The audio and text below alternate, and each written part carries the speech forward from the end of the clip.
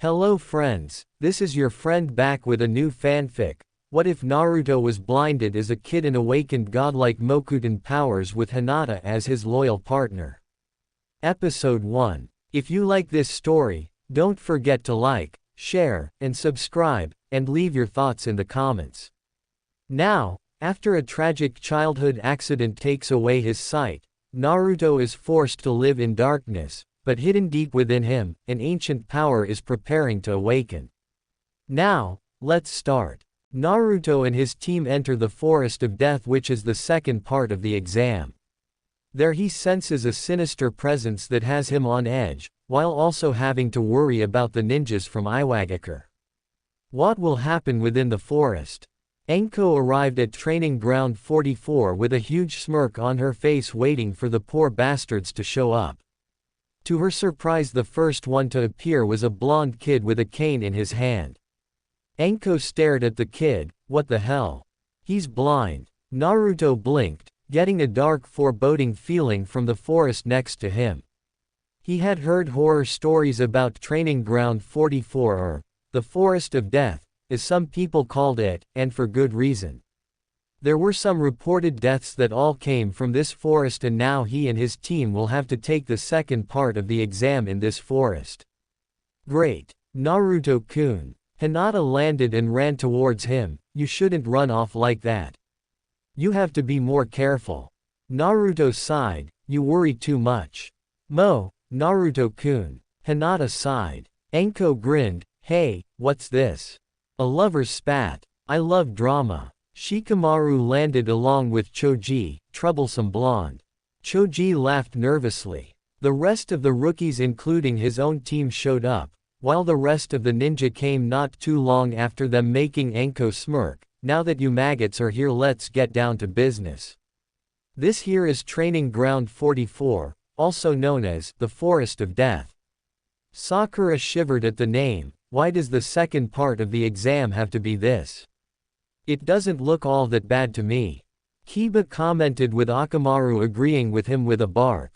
Enko smirked as she launched at the boy, tossing a kunai that scratched his cheek, already appearing behind him with another kunai right to his throat. It's always the loud ones that die first. She smirked, licking the blood off from his cheek. Kiba shivered at the woman's tone, as did Akamaru. Enko sensed movement behind her. Turning around, she saw it was a genin from Kusa who had the first kunai she threw in her long tongue. Excuse me, but I believe this is yours, Proctor-san. Enko eyed her for a second, then smiled. Thanks, and word of advice. I suggest you be more careful. It's not smart to sneak up from behind. I might kill you. The Kusa genin smiled. My apologies, the sight of blood has me a little bit excited. Also, your kunai cut my hair as well. She handed Enko the kunai and backed away. Naruto gripped his cane as soon as he sensed the person talking to Enko. The aura he felt off her was the same as Kabuto's, but much more potent and just plain dangerous. It's best we avoid her at all costs. I feel the same thing as I did when I was around Kabuto. Snakes. He frowned. Well, looks like we've got some bloodthirsty ones this year, Enko commented, appearing back in her original spot. Listen up. For this part of the exams, each team will receive either the Scroll of Earth of Heaven. In order to pass, you need to obtain both scrolls and reach the tower that's in the middle of the forest to pass. So out of all the teams here, about half could pass, huh?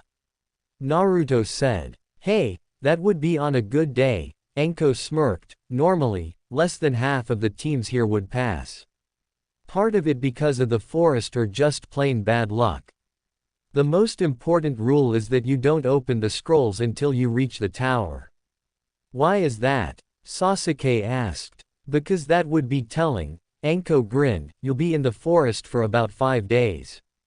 5 days? What about food? Choji freaked out. You're on your own in that department, big boy. Enko shrugged. The forest has plenty of food, from animals to plants, just make sure they don't come after you. Oh yeah, each of you is to sign these forms. She held a stack of papers up and the proctors gave them all out to the genin present. What are these? Kuritsuchi questioned. The papers in your hands are waivers that state that Konoha is not responsible for your deaths, because some of you will end up dying in the forest. She stated nonchalantly. Sakura was hesitating whether to sign it or not. She had plenty of time to back out of the exams during the written portion of the test, but when she made eye contact with Sasuke in the room, it looked like he was glaring at her, telling her that she better not drop out. She looked over at Naruto and he was encouraging Hinata to stay by putting his hand over hers or on her leg, making her smile and calm down. She didn't know why, but for some reason she felt sad that he supported Hinata instead of her and couldn't figure out why. The teams gave Anko the forms after they signed the waivers. She went over to a small booth that had the intercom system and left the genin to themselves for a while. So how do you wanna do this? The Iowa ninja asked Kuretsuchi. We ambush them in the forest, she said. We ignore his two teammates and just go after him instead. Remember, he doesn't leave the forest alive. Akatsuchi was getting a bad feeling about this. We should still be careful, Kuretsuchi. N snorted. I'm not worried about the rest of these weaklings, but that Kusa genin gave me a bad vibe. Ignore her. We have an important mission to fulfill, she said, glaring at the blonde who had his back turned to her. I'll kill you and bring your head to Gramps. That's a promise. So what do we do? Karui asked Yugito.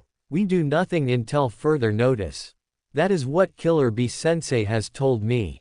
Yugito told them. Omoi was looking over at the Iowa ninjas. We might wanna keep an eye on them too. It looks like they're after the kid. Karui had a hand on the Tonto. We'll deal with them, right, Yugito-ne-chan? We will. Yugito eyed them. Kagura was watching from afar along with Haruto. She could feel the negative emotions coming off of the Iowa nin. Nisama, how shall we deal with them? Haruto stared at them. Show them no mercy. He started coldly. Understood. Naruto felt the emotions of everyone present. So far, he had to worry about Iowa the most because Kumo, he sensed, was going to go after them. For what reason? He didn't know. I'll have to draw them to a secluded area and figure out what to do from there, he thought. Sakura looked over her shoulder and saw the female ninja from Iowa was staring at them. No, she was glaring at them. Why's she glaring at us? She shivered. Ignore her, Naruto told her. The dope's right, Sasuke said. If they have a problem, we'll just take them down. Naruto had his doubts about that. They weren't exactly pushovers, and neither are those from Kumo. All right, you maggots. It's time to start the second part of the exams. I have one last piece of advice for you, don't die. Enko's voice told them over the intercom. Naruto's sweat dropped. How encouraging. The gates opened and all of the participants raced in, making Enko smirk. She wondered how many would come out alive, and how many would die. It should be interesting. Team 7 was currently jumping from the tree branches trying to find some teams at least, but so far they haven't come across any at all. Sasuke decided to act as team leader, even looking over at Naruto as if challenging him to say something, but the blonde had other things on his mind, like Iowa, Kumo, and that other ninja from earlier. He felt the woman stare on them and had to suppress a shiver that went down his spine. Just what the hell could that woman want with them? Once again, he didn't want to know. They stopped and stood on top of a branch. What should we do? Sakura questioned. Isn't it obvious? We are searching for some teams. Sasuke snorted at her question. Naruto silently made a shadow clone. I sense a team not that far from us. Go, he whispered. The shadow clone nodded and went off to get to work. They had an earth scroll and needed a heaven scroll. Hopefully the team he sensed has one and they can get the hell out of this forest as quickly as possible. With the shadow clone, an AIM team were currently walking through the forest looking for any teams to ambush and take their scroll from them. A Megakure had sent 2 teams this year to improve their chances. The shadow clone saw them walking around the forest completely unaware that they were being watched. Shaking its head, the clone got to work. Snake right pointing arrow, rat right pointing arrow, dragon right pointing arrow, dog right pointing arrow, tiger. Mokuton. Jubaku iso, wood style. Tree bind eternal burial. The clone muttered. As soon as the aim ninja took another step forward, they found their limbs wrapped up in vines. Then 3 giant trees grew from the ground, wrapping around them and constricting their movements completely. What is this? One of them yelled. Can't move. The other said. Damn it, said the last one. The clone jumped down from the tree, walking over to them, ignoring their glares. He went towards the one in the middle, having one of the trunks move so he could inspect the male's pocket, and sure enough he did find a scroll. Looking at it, the clone smiled and saw that they had a heaven's scroll. Just what they needed. Thanks, the clone said, disappearing and leaving them there, ignoring their curses and threats. It meant nothing if the idiots couldn't move. With Team 7, Naruto was sitting down lotus style, much to his teammates' annoyance. They didn't have any time to waste, they needed to find a team so they could get a heaven scroll. Naruto baka, stop wasting time already. Sakura yelled. The blonde ignored her and stood up once he sensed his clone was near. Looks like he found what we needed. What are you talking about? Sasuke demanded. Naruto's shadow clone landed before them, making the two jump, but the blonde simply smirked. Welcome back. What? But how? I didn't even see you summon a shadow clone. Sakura said in confusion. I summoned it while you two were talking about if we should find a team to ambush, Naruto explained. How was it? The blonde asked. The shadow clone showed them the heaven scroll with a smirk. Mission accomplished. They had a heaven scroll. What team did you ambush? Sakura asked. There were some aim ninja nearby who let their guards down completely, so I ambushed them and took their scroll while leaving them there. The shadow clone explained, looking at Naruto. Naruto nodded. Got it, thanks. The shadow clone nodded, giving the scroll to the blonde as the original dispelled the clone. Sakura breathed a sigh of relief at the fact that they got a scroll already. Sasuke wasn't too pleased at all, wanting to test his Sharingan out on any teams that would ambush them, but Naruto had prevented that. Since we have the scroll we need, we can go to the tower now. Sakura smiled. Yeah, Sasuke said. Naruto was relieved they could go now, but that was soon dashed when he sensed something coming and acted quickly. Rat right pointing arrow, dog right pointing arrow, tiger. Mokuton. Mokujoheki, wood style. Domed wall jutsu. A giant wood dome appeared, protecting them from a high wind velocity. The dome had some cracks in it, showing just how strong the attack was. What was that? Sakura exclaimed. Naruto cursed. It has to be her. That ninja from earlier. What are you talking about? Sasuke questioned. When the proctor threw her kunai at Kiba, a ninja gave it back to her. Naruto said, trying to calm his nerves but failing. It was that female ninja, something's off about her. He took the dome down. Proven right, it was the Kusa ninja from before that was standing in front of them with an eerie smirk on her face. Kufufu, very good Naruto-kun. You used that well. Then licked her lips. The blonde suppressed a shudder that went down his spine. There is something seriously wrong with this person. Who is she? Who are you? Sakura yelled in fear. Sasuke would never admit that he was scared of himself. The Kusa woman simply smiled and sent a burst of ki in their direction, making Sakura almost want to faint because of the sheer intensity. Sasuke was breathing hard, and Naruto gripped his cane, trying to stay standing. Damn it. Kurama. Naruto glared. Already on it. Kurama growled. Kurama's chakra covered the blonde, covering him from the woman's ki and sending it towards the woman, who started chuckling. Sasuke took out a kunai and stabbed himself in the leg to break the ki and calm down. It worked. Sakura was still conscious by some miracle. Very good, the woman smiled, bringing a hand up to her face and ripping it off, much to Sasuke and Sakura's disturbance. You two will do well. She ripped it off completely, revealing a man with white pale skin, purple markings, and yellow eyes. Since you've entertained me so well, I suppose I should humor you and tell you my name. I am Orochimaru. Naruto's blood ran cold. Orochimaru, one of the legendary Sannin.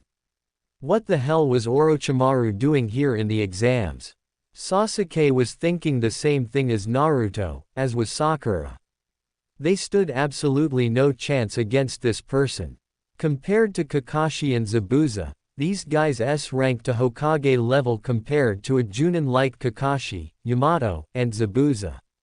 They had to run. Sasuke was the first to act. Rat right pointing arrow, tiger right pointing arrow, dog right pointing arrow, ox right pointing arrow, rabbit right pointing arrow, tiger. Kaden, Hosenka no Jutsu, fire style, Phoenix flower jutsu. He sent fireballs towards the Sannin, prompting Orochimaru to dodge easily without much effort. When Orochimaru looked back up, he smiled and sensed they were moving far away, making him smirk. It won't be that easy. Orochimaru smiled, giving chase. Unknown to him, he was being watched by two individuals who followed after him. Enko was eating her favorite food in the world. Dangos. So far she hadn't heard any screams of bloody murder coming from within the forest yet, but it was only a matter of time. Enko-san. A proctor approached, making her look at him. What's up? She raised a brow. He gave her a grim look. There's something you need to see. Enko stared at the bodies of the three dead Kusa ninja. What the hell? Their faces are gone. Who could have done this? The proctor next to her wondered. Inspecting their blank faces a bit more, she came to a conclusion. This could only be him. She thought, go and alert the Hokage. We've got a snake here. The man nodded and disappeared, leaving only Enko, who went into the forest to confront the man of her past, Orochimaru. She growled. Team 7 were running by jumping from tree to tree. There was no way in hell they were going to go up against Orochimaru, one of the legendary Sannin. But for some reason Naruto had a feeling that they would be forced to anyway. Why does he think that, you ask? Simple. Because Orochimaru was following right after them and coming very quickly. Naruto clenched his teeth. He's coming. And fast too. What'll we do? Sakura asked fearfully. Sasuke clenched his fists and stopped, making them stop too. We've got no choice. We're gonna have to fight him. What? But we can't. Sakura protested. We don't have any other choice, Naruto stated, still not liking their predicament. He'll just keep coming after us no matter how far we run. Maybe we can stall him or hopefully catch him off guard long enough to get as far away as possible. Sasuke had his kunai out ready for the Sannin, while Naruto unsheathed his blade, tossing the scabbard over at Sakura, who looked at the two. Sasuke looked back at her. You'd just be in the way. Go and hide. Sasuke's right, you need to get to a safe distance. Naruto told her. Sakura wanted to protest but couldn't because she knew they were right. She was facing the hard truth before her, and that was, she was weak. Shutting her eyes tightly, she jumped off the tree branch and hid in the bushes nearby. She had never felt so useless as she did right now. Naruto gripped his blade. He's here. Just as he said that, the snake Sannin appeared right before them with that snake-like smile of his. Done running? Orochimaru taunted. Naruto said nothing and got ready for the fight of his life. He wasn't arrogant enough to believe he stood a chance against one of the legendary Sannin. Secretly he was praying that Ibiki-sensei saw his message, prompting him to send some people in the forest to help them. Guess he'll see. Sasuke-kun, Naruto-kun, entertain me. Orochimaru charged at them, going after Sasuke first to just barely dodge the kick sent his way and tried to stab the Sannin in his side, but he grabbed the boy's wrist. Before Orochimaru could do anything, Naruto came at him next. Senko, flash. Naruto slashed his other side and heard a poof, then a thud, kawarimi. He barely dodged a punch that was sent at him and jumped away to get some distance. That was too close. This isn't like how it was with Zabuza. He's toying with us, I just know it. Sasuke appeared next to the blonde. You got a plan? Not this time, Naruto said. I doubt he's the type to be outsmarted, especially by two genin. I just hope that help comes, otherwise we're screwed. Sasuke grit his teeth. Damn. Orochimaru smirked at them. Very good, you two, entertain me more.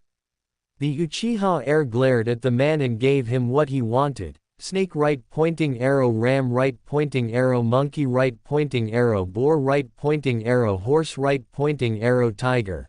Kaden. Gokaku no Jutsu, fire style. Fireball jutsu.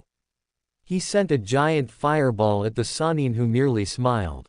As soon as the fireball made contact, the Sannin stared at them before dissolving into mud, making Sasuke's eyes widen. He dissolved into mud. It was an earth clone. Where is he? Naruto closed his eyes and concentrated on where he might be before his senses went off. Above. He grabbed Sasuke, jumping back from the Sannin, who still had that smirk on his face. Orochimaru chuckled. Well done, Sasuke-kun. He eyed Naruto. You as well, Naruto-kun, but why not show me what you can really do? Sweat poured down from the blonde's forehead. I'll pass, thanks. What do you want with us? Sasuke demanded. Orochimaru smiled. Why give you both your gifts, of course. Gifts? Naruto questioned. Orochimaru licked his lips. You'll love it. Sasuke and Naruto's spines shivered even though the blonde didn't see him lick his lips, but he felt uncomfortable as hell. No. Just, no. Orochimaru stretched his arm out. Sane Tajishu, multiple striking shadow snakes. He sent multiple snakes at the boys. Naruto sensed them and got to work. Tiger right pointing arrow, horse right pointing arrow, tiger right pointing arrow, snake. Mokuton. Daijirin no Jutsu, wood style. Giant forest jutsu. He sent wood trees at the snakes, getting them and allowing Sasuke to charge at the Sannin by running on the blonde's arm and using pure taijutsu at Orochimaru, who smiled at the boy and humored him by using taijutsu himself, but in reality he was only toying with Sasuke as well as testing him. Is that all, Sasuke-kun?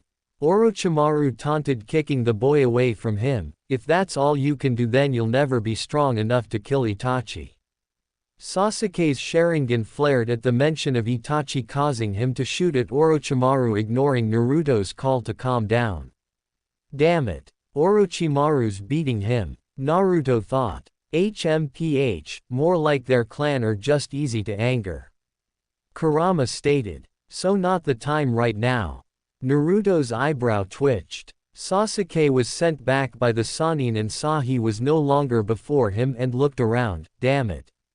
Where is he? Sasuke above you. Naruto yelled, having sensed the snake man was above his teammate. Sasuke heard the warning a little too late as he found his neck being pierced by the snake Sannin's fangs, making him cry out in pain. Orochimaru took his fangs out of the boy's neck and watched in satisfaction as the black mark appeared on his neck. I hope you enjoy your gift, Sasuke-kun. Sasuke said nothing as he passed out from the intense pain. Orochimaru then set his sights on Naruto. Now then, he disappeared, then reappeared behind the blonde, hitting him in the back only for him to turn into wood and shatter upon contact, making his eyes widen with glee. Moku Bunshin, wood clone. Very good. Naruto appeared by Sasuke's unconscious form along with a shadow clone. He sensed there was something dark around Sasuke, no thanks to Orochimaru, but since he couldn't see, he had no idea what it was. All he knew was that it was dark. Just what did he do to him? Naruto wondered. Boss, he's coming. The shadow clone yelled. Naruto sensed the Sannin was coming right at him and gave his sword over to the clone and quickly made the hand signs. Bird right pointing arrow, hare right pointing arrow, serpent. Mokuton. Jukai Heki, wood style. Tree wall barrier. Countless wood branches grew at high speeds from the ground, the branches interlocking, forming a net-like wall that stopped Orochimaru in his path, but he simply smiled.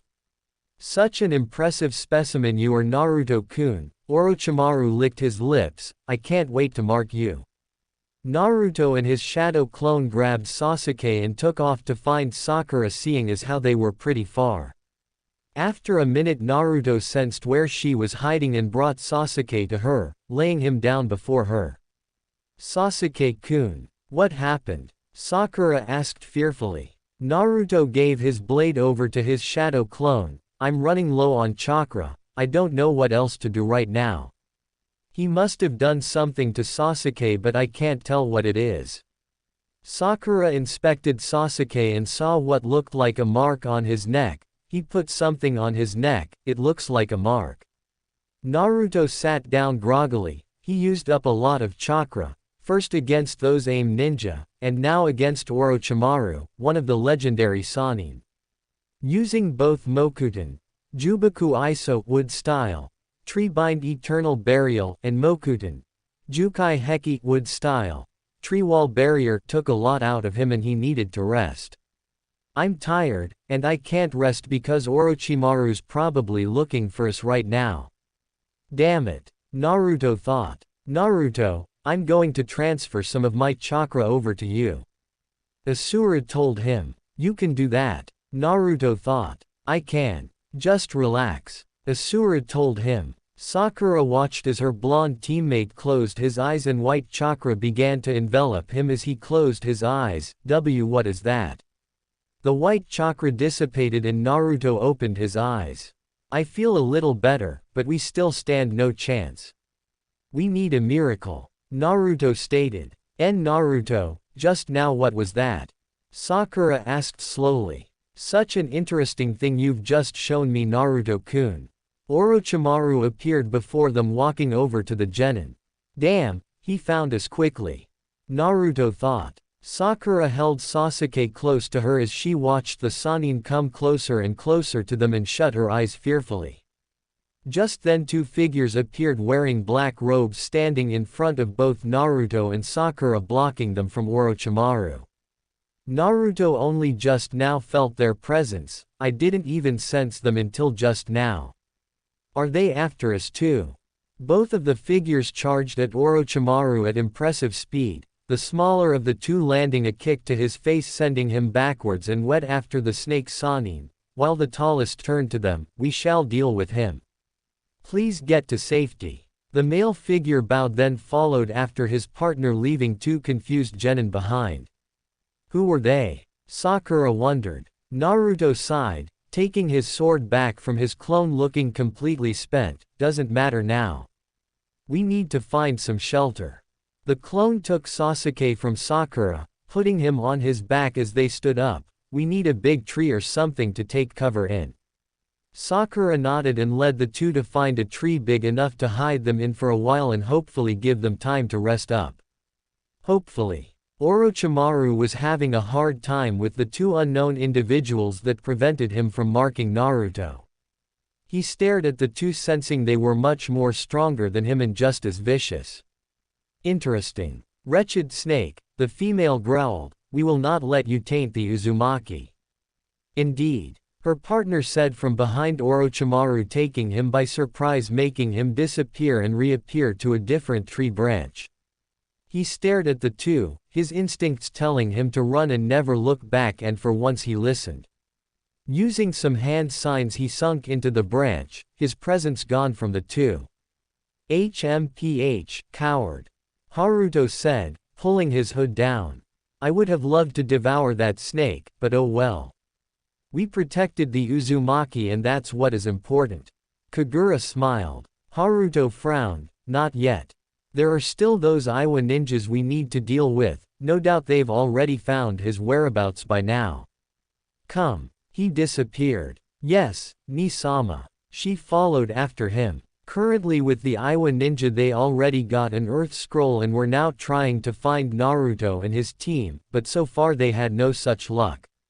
"Damn it. Where the hell are they?"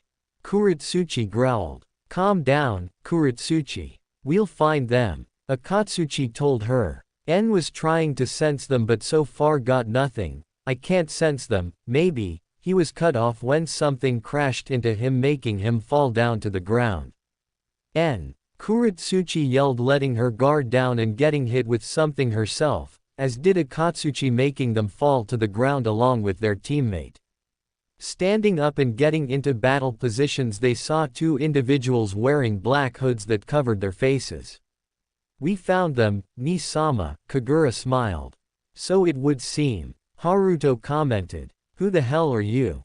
Kuretsuchi demanded. Kagura simply smiled. "We will not allow you to harm the Uzumaki." Kuretsuchi glared at her. "Shut up," she roared, making the bird hand sign. "Doden, Doryuso, Earth style, falling Earth spears."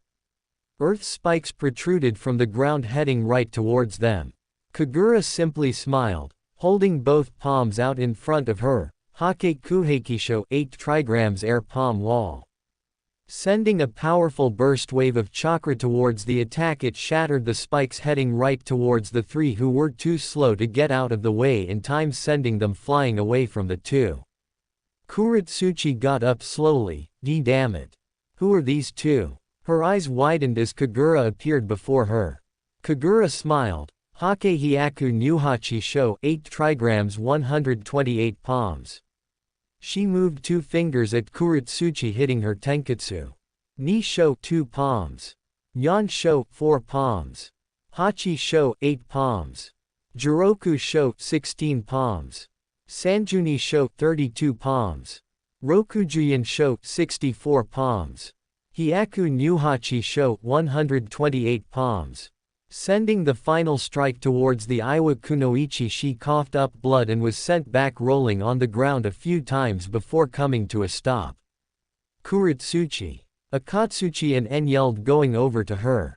Akatsuchi checked her pulse and felt that she was indeed still breathing, much to his relief. "It's okay, she's still breathing." He sighed in relief. Just what the hell was that? En looked over at the two. Kagura was still smiling as she looked at the two conscious males, as was Haruto. "We will let you off with a simple warning for now, but make no mistake that if you threaten the Uzumaki's life again, you will die by our hands. The hands of the Otsutsuki." And with that they disappeared, leaving a wide-eyed Akatsuchi and a confused En.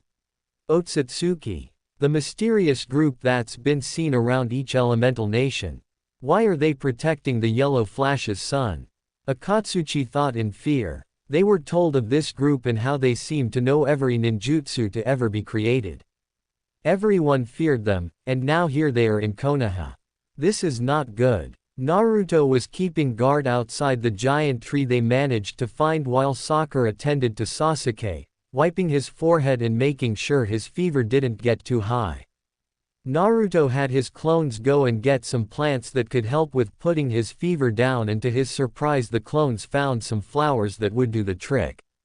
Sakura watched as Naruto and the clones prepared some medicine via plants by crushing them with a rock they found somewhere and making it into paste, placing it on a white cloth and placing it on Sasuke's forehead. To her surprise, about 5 minutes later his fever went down a little thanks to the plants the clones found. They did bring some water so she could wipe his forehead of any sweat that might have gathered. Sakura stared at her blonde teammate in wonder once again. In the past she truly believed that he was trying to show Sasuke up, but looking at him now she realized that she was wrong. Way wrong. During some of the missions they took after Nami no Kuni, it was during the mission Naruto didn't hesitate to protect them despite how she treated him. Yes, she admitted that the way she treated Naruto was no different than what the girls back in the academy used to treat her when she was a child. A bully. She even called him out on not being actually blind, and thinking back on it now made her realize just what kind of despicable person she truly is. And it wasn't just her, the rest of the kids at the academy openly mocked him for being, even the adults did it, but Naruto simply ignored them. And to add insult to injury, the blonde walked around just fine without any problems except for the occasional slip of the foot because of small rocks. He was even labeled Rookie of the Year, the same as Sasuke, and instead of bragging to everyone about the title he simply didn't care and just went through his life like normal. Even when he passed the Genin exam he still didn't brag and simply walked off, not wanting to be near anyone that day. When Team 7 formed, she thought that maybe he was merely acting like he didn't care, but was proven wrong during the introduction when all he said was his name and nothing more. It was almost like he didn't want to get close to anyone with the exception of Hinata, Shikamaru, and Choji, but she felt as though Hinata knew him the most. The real Naruto. She didn't know him at all, only concerned with Sasuke and wanting his approval, but so far the Uchiha heir didn't even acknowledge her at all, treating her as though she were a nuisance to him. Naruto openly showed he didn't want to have anything to do either her or Sasuke, but he was at least cordial, even though he ignored them from time to time when he didn't want to be bothered. Naruto stood up, suddenly getting her attention. "Naruto. I'm going for a walk," he said, then turned to his clone, which he felt was walking towards him to his left. "Keep them safe and engage anyone who's not a Konoha ninja." "Got it, boss," the clone said. Naruto walked off, needing to clear his head about everything that's happened so far. What with Orochimaru and those two mysterious figures that appeared out of nowhere and helped them out. The question is why. Hiruzen was currently in a room in the Tower of the Forest of Death with Yamato and the rest of the Junin, including Zabuza and Haku. "I hear that all your teams passed the first part of the exam," Yamato said. Asuma smoked a cigarette. "I'm surprised, seeing as how the proctor in charge was Ibiki, but some actually quit after being tricked by the man." "Talk about a sadist." Kurenai nodded. She was glad Hinata had passed the second part of the exam. The girl was a strong kunoichi, but she was still worried for her. Kakashi wondered how exactly his team was able to pass the written test, seeing as how the blonde was blind, unless he planned something ahead. Zabuza leaned back in his chair, now wearing a Konoha headband instead of the one from Mist. He had done his probation and became Junin, while Haku became Chunin. The man snorted, "You've got some people here." They all gave him a deadpan look, like you're one to talk. They all thought. Guy looked over at Kakashi. "So Kakashi, you think your students will make it?" Kakashi actually thought about it. "They will." Zabuza snorted, "Please. My second apprentice is stronger than those two sorry excuses for students you got, Kakashi." Yamato glared at him. "Just so you know, I was against him learning from you, but I can't deny that he needed it. But so help me, if you've corrupted him in any way, I'll bury you underground." He did his scary face. Zabuza's sweat dropped. "Overprotective much?" Haku merely chuckled. The other Junin were confused as to whom they were talking about, but Kakashi knew they were talking about Naruto. Just then the door opened and in came Ibiki, "Hokage-sama." "What is it?" Hiruzen looked over at Ibiki, surprised he looked so out of breath. Ibiki approached. "One of the genin, Naruto Uzumaki, wrote something on his test that I think you might wanna see." Hiruzen took the piece of paper from the man and looked it over. He smiled when he saw that all of the answers were correct, then saw the little note the boy wrote at the top and stood up quickly. "Thank you for bringing this to my attention, Ibiki." "No thanks are necessary." Ibiki bowed. "What's wrong?" Yamato asked. Hiruzen looked at all of them with a serious expression. "We have a spy here in Konoha." Naruto was still walking through the forest, but far enough to where he couldn't get back to his team. Sensing two presences, he stopped. "You two again." Kagura and Haruto jumped down from the two tree branches they were standing on and stared at Naruto before bowing before him. "Uzumaki-sama," they said. Naruto flinched. "How do you?" "Forgive me for my rudeness, Uzumaki-sama, but I'm afraid we've known ever since we've sensed your presence from far away." Haruto told him. "Sensed my presence? Are they talking about when I went to that temple back in Nami no Kuni?" "But how?" Naruto thought. Asura was staring at them with interest. "Those features, they're part of the Otsutsuki clan." "But why are they here?" "They're supposed to be on the moon." Naruto's eye twitched. "The moon? You have got to be kidding me. Are you telling me that they can live on the moon and not die?" "The Otsutsuki were just that special, but I'm surprised they're here though." "Why have they been looking for you?" Asura wondered. Who knows? But I gotta admit that I am curious about it myself. Kurama confessed. Naruto sighed. I have a lot of questions, but I really want to know why you two are here and why did you help me? Kagura spoke. We are here to protect and serve you, Uzumaki-sama. It is our obligation to help and protect the chosen Uzumaki. Chosen Uzumaki? Naruto questioned. Yes, for you are the reincarnation of Asura Otsutsuki, the one who was chosen to inherit all of Ninshu as well as bring peace to the world. When he was alive he taught those of our clan that love and bonds are important and that we should treasure them. Those of the Uzumaki and Senju have carried this with them. Some of us have come down from the moon in order to experience that feeling of love and bonds because we do not have that on the moon. We are divided just like those of the Hyuga clan. Haruto explained. Naruto understood him completely because Hinata's clan is the same way. The Uzumaki and Senju treasure family more than anything.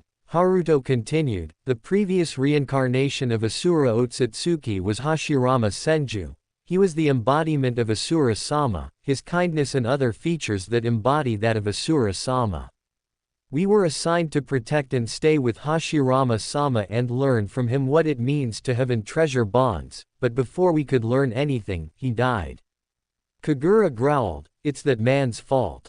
Madara Uchiha. Naruto felt hatred coming off from her all because she despises Madara Uchiha. I see. Uzumaki-sama, please allow us to stay with you. We know that what we are asking is selfish, but please. Haruto bowed politely. Naruto sighed. Well, first off, stop calling me Uzumaki-sama.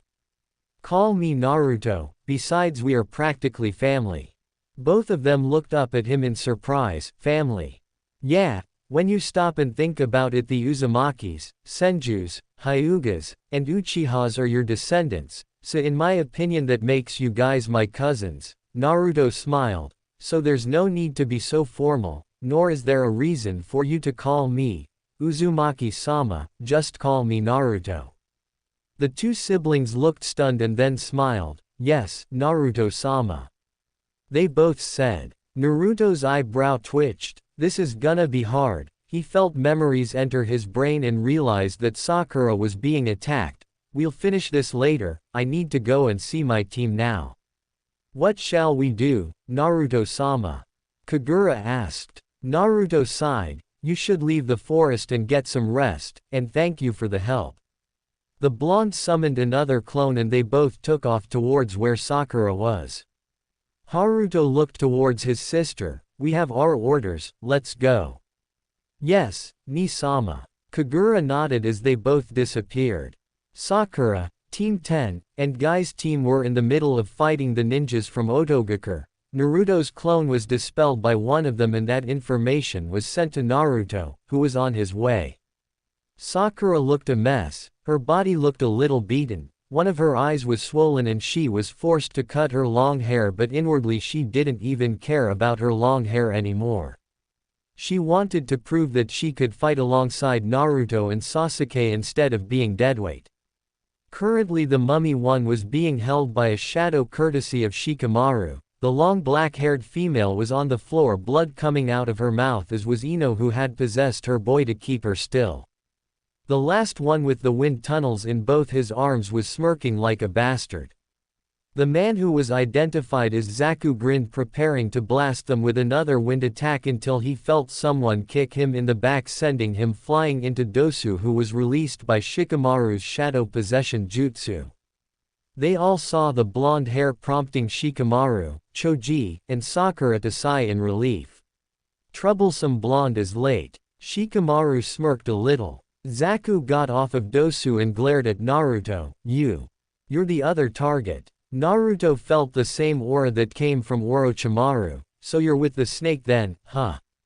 Sakura's eyes widened. They're with Orochimaru. Dosu stared at Naruto. Interesting. Zaku grinned. Looks like you've saved us the trouble of tracking you down. He raised both arms at the blonde. I'll blow you away. Before he could finish, Naruto was right in front of him, making his eyes widen. Senko, flash. The blonde used the back of his sword to slash at the sound ninja, making him cry out in pain as he was sent flying away and hit a tree. Hard. He slid down to the ground but was still conscious. Even though he was still in pain, he stood up slowly. Dosu looked over at the blonde in complete shock. I didn't even see him move. The rookies gathered there thought the same thing. Neji had his Byakugan activated and didn't see how he did that. Before the blonde could do anything else, a dark aura surfaced out of nowhere, making everyone turn their heads over at Sasuke, who had black marking all over him, his Sharingan activated with a wicked grin on his face. Naruto felt the evil aura and knew it could only come from one person, and that person was Orochimaru. Did Orochimaru inject some of his chakra into him or something? Wait a minute. The mark. It must be coming from the mark on his neck. Naruto thought. That's some malicious aura, but mine's better. Kurama bragged. Asura sighed. Oh, Kurama. Sasuke eyed Sakura's current state. Sakura, who did this to you? She was too scared to even speak, but the idiot did it for her. I did. Zaku bragged. Sasuke turned his gaze over to Zaku and appeared behind him, grabbing both arms. You seem to be quite attached to these arms of yours, why don't I break them? And like that, the raven-haired teen snapped Zaku's arms, making him scream out in pain and crumple to the floor. Ino was shaking. Sasuke-kun. Neji was trying to figure out what the hell was going on with his Byakugan. What is this foul chakra? Dosu's eyes were shaking with fear. What is this? Orochimaru-sama never told us about this. Sasuke turned his eyes towards Dosu, who flinched. You're next. Dosu slowly puts his scroll down, which just so happens to be a heaven's scroll. Here, take our scroll. Just don't kill me. Sasuke didn't seem to hear the man as he appeared before him, only to have the back of his collar yanked and thrown backwards by Naruto. The blonde didn't turn away from Sasuke just in case he'd do something. You Oto ninja, leave now and take your scroll because we already have one. Leave now before I change my mind. Dosu didn't need to be told twice as he picked up his scroll, putting it inside his pocket before grabbing both his teammates and disappearing from the area. Sasuke didn't look amused by his teammates' actions. Why did you let them go? You've made your point when you broke both of their teammates' arms. There was no need for any other action other than that. Naruto stated. Sasuke scoffed, always getting in the way. This is the perfect chance, you and me, let's go. I refuse. Naruto answered calmly. Sasuke appeared before him, taking the others by surprise. I wasn't asking your permission. He sent a punch at the blonde only for him to grab his wrist. Have it your way then. Naruto then punched him right in the gut, hard enough to knock him out. The markings on Sasuke soon disappeared as well. Man, was he glad that he didn't get marked by the snake Sannin, otherwise he'd end up like Sasuke. Dropping him to the ground, he summoned two shadow clones. One picked Sasuke up and the other one grabbed onto Sakura, carrying her on its back. Naruto summoned a third one to help them get to the tower. Without a single word to the others gathered there, they left into the tree branches, not wanting to stay there another minute.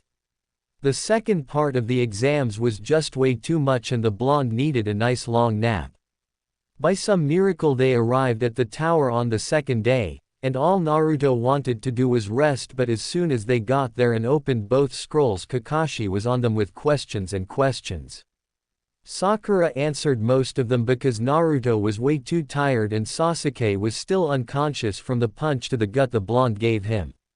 The Hokage soon came to greet Team 7 in the room they were using and wanted to ask them some questions as well, but once again the one to answer them was Sakura because Naruto was passed out sleep, having to deal with Orochimaru, the members of the Otsutsuki clan showing up to protect him all of a sudden, and whatever else took a lot out of him. Kakashi sighed as he saw his student sleep in complete bliss and pulled the covers over him, knowing that he had to be completely exhausted. Hiruzen looked over at the boy, then back to Sakura. So you say Orochimaru is after both Naruto and Sasuke, then? Yes, Hokage-sama. Sakura nodded in confirmation. Hiruzen's eyes closed. I see. I believe I understand why Orochimaru wants Naruto, but Sasuke I don't. Kakashi whispered something in his ear, making the man open his eyes in fury. Then that means he wants Naruto for the same thing. Sakura was confused. What are they talking about? Kakashi went over to Sasuke and noticed something on his neck. It was a black mark. He recognized it, a curse mark. He went over to Naruto checking his neck but found no curse mark. Much to his relief, Naruto doesn't have one. Hiruzen breathed a sigh of relief, thank goodness. Kakashi-sensei, Hokage-sama, what's a curse mark? Sakura asked. Kakashi and Hiruzen looked at each other debating whether they should tell her or not but gave in. It's a cursed seal that increases a user's chakra levels and physical abilities when the seal is active, but at the cost of corrupting the person's mind. Sakura looked down, so that's what happened to Sasuke. Thankfully he didn't brand Naruto with it. Kakashi spoke again. Oh. Those two people in the black robes prevented Orochimaru from doing the same thing to Naruto and chased him away. Sakura remembered. Hiruzen raised a brow. Black robes. She nodded. Yes, I don't know why they would do that for us but they did. The two men made a mental note not to ask Naruto about them later after he woke up, but for now, they would leave them to get some sleep. Because they're gonna need it. The rest of the surviving teams arrive at the tower to hear the next part of the exam. They are surprised to know that they will have to take a preliminary exam to cut down on some numbers for the final. Who will make it through? Naruto sighed as he walked to the kitchen with the help of his shadow clone, remembering all that happened. It was nothing but a miracle that they made it to the tower without running into another team, let alone being attacked by any wild animals that live in the forest. Naruto had woken up on the third day of the second part of the exams. His body was completely tired, but the next day he felt refreshed and much better. Hiruzen and Kakashi questioned him about what happened yesterday in the forest, and the boy told them exactly what Sakura did. Then there was the topic of the hooded people that saved him and Sakura from Orochimaru. He told them that they were only interested in saving them and killing the snake Sannin. If he told them that their real purpose was to protect Naruto and Uzumaki, there's no telling how they'd react to the information, so he kept it to himself. The blonde sighed as his shadow clone placed a cup down before him, making him pick up the drink slowly and drink whatever it was inside the cup down. Turns out it was water. Placing the cup down, he sighed as his throat felt much better. Thanks. The shadow clone nodded. You're welcome, boss. It sat down next to the blonde. Naruto sighed. I wonder how many teams made it to the tower. I know the other rookies made it here, but I'm not sure about anyone else. Not that I should care.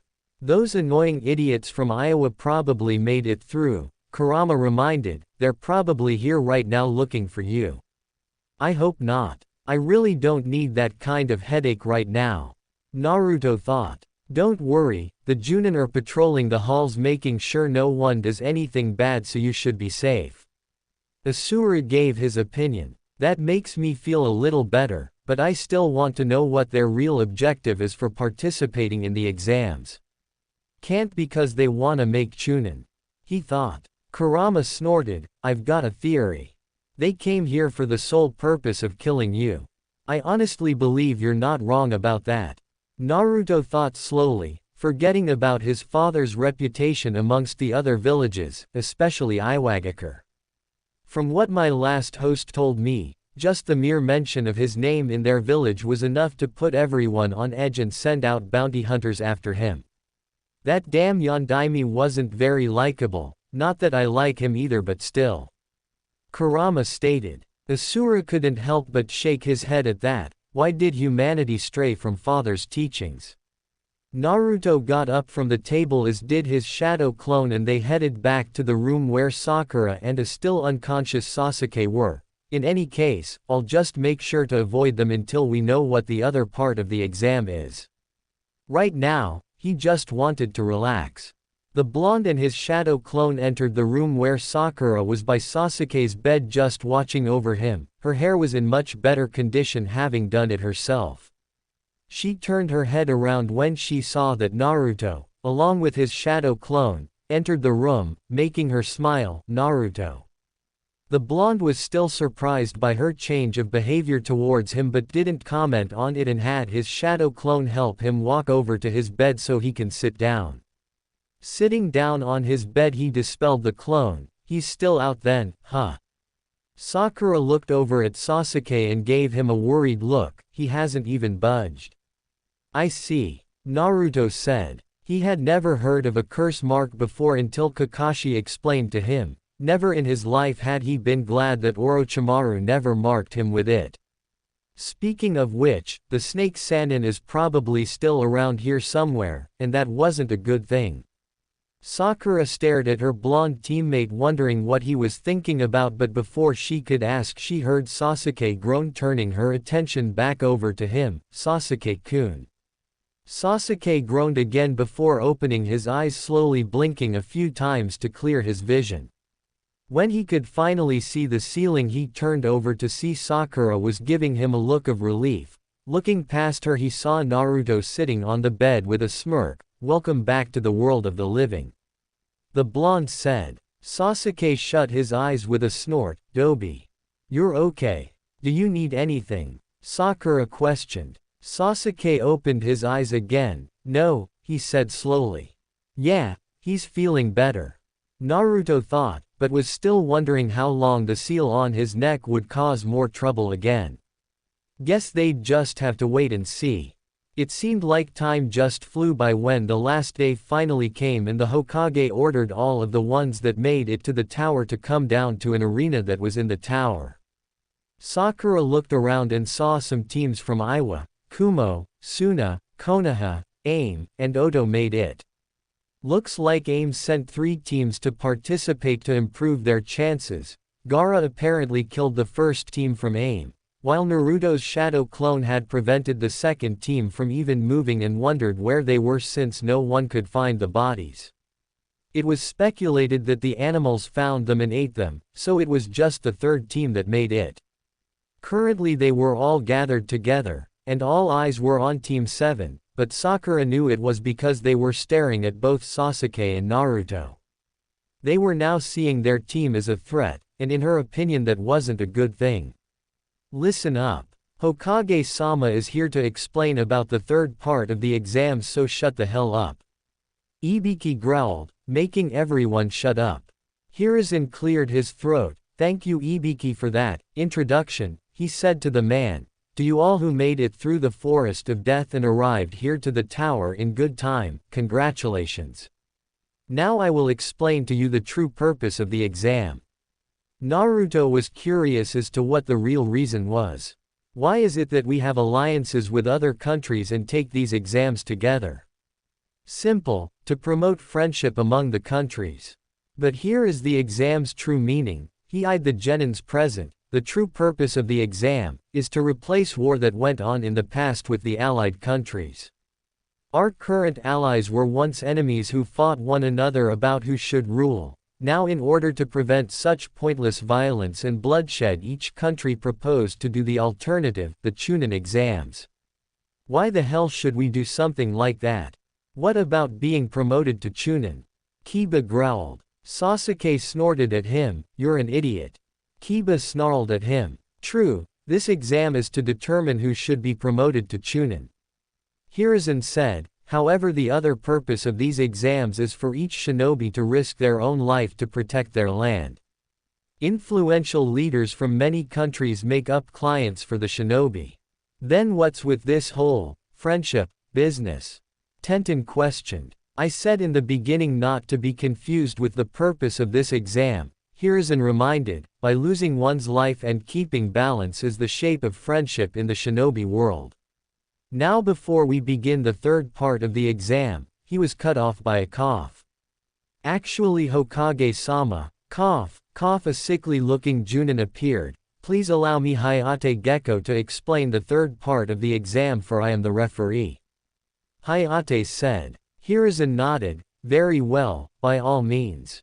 He stepped out of the way and allowed Hayate to do his thing. Hayate stepped forward. My name is Hayate Gecko, proctor for the third exam.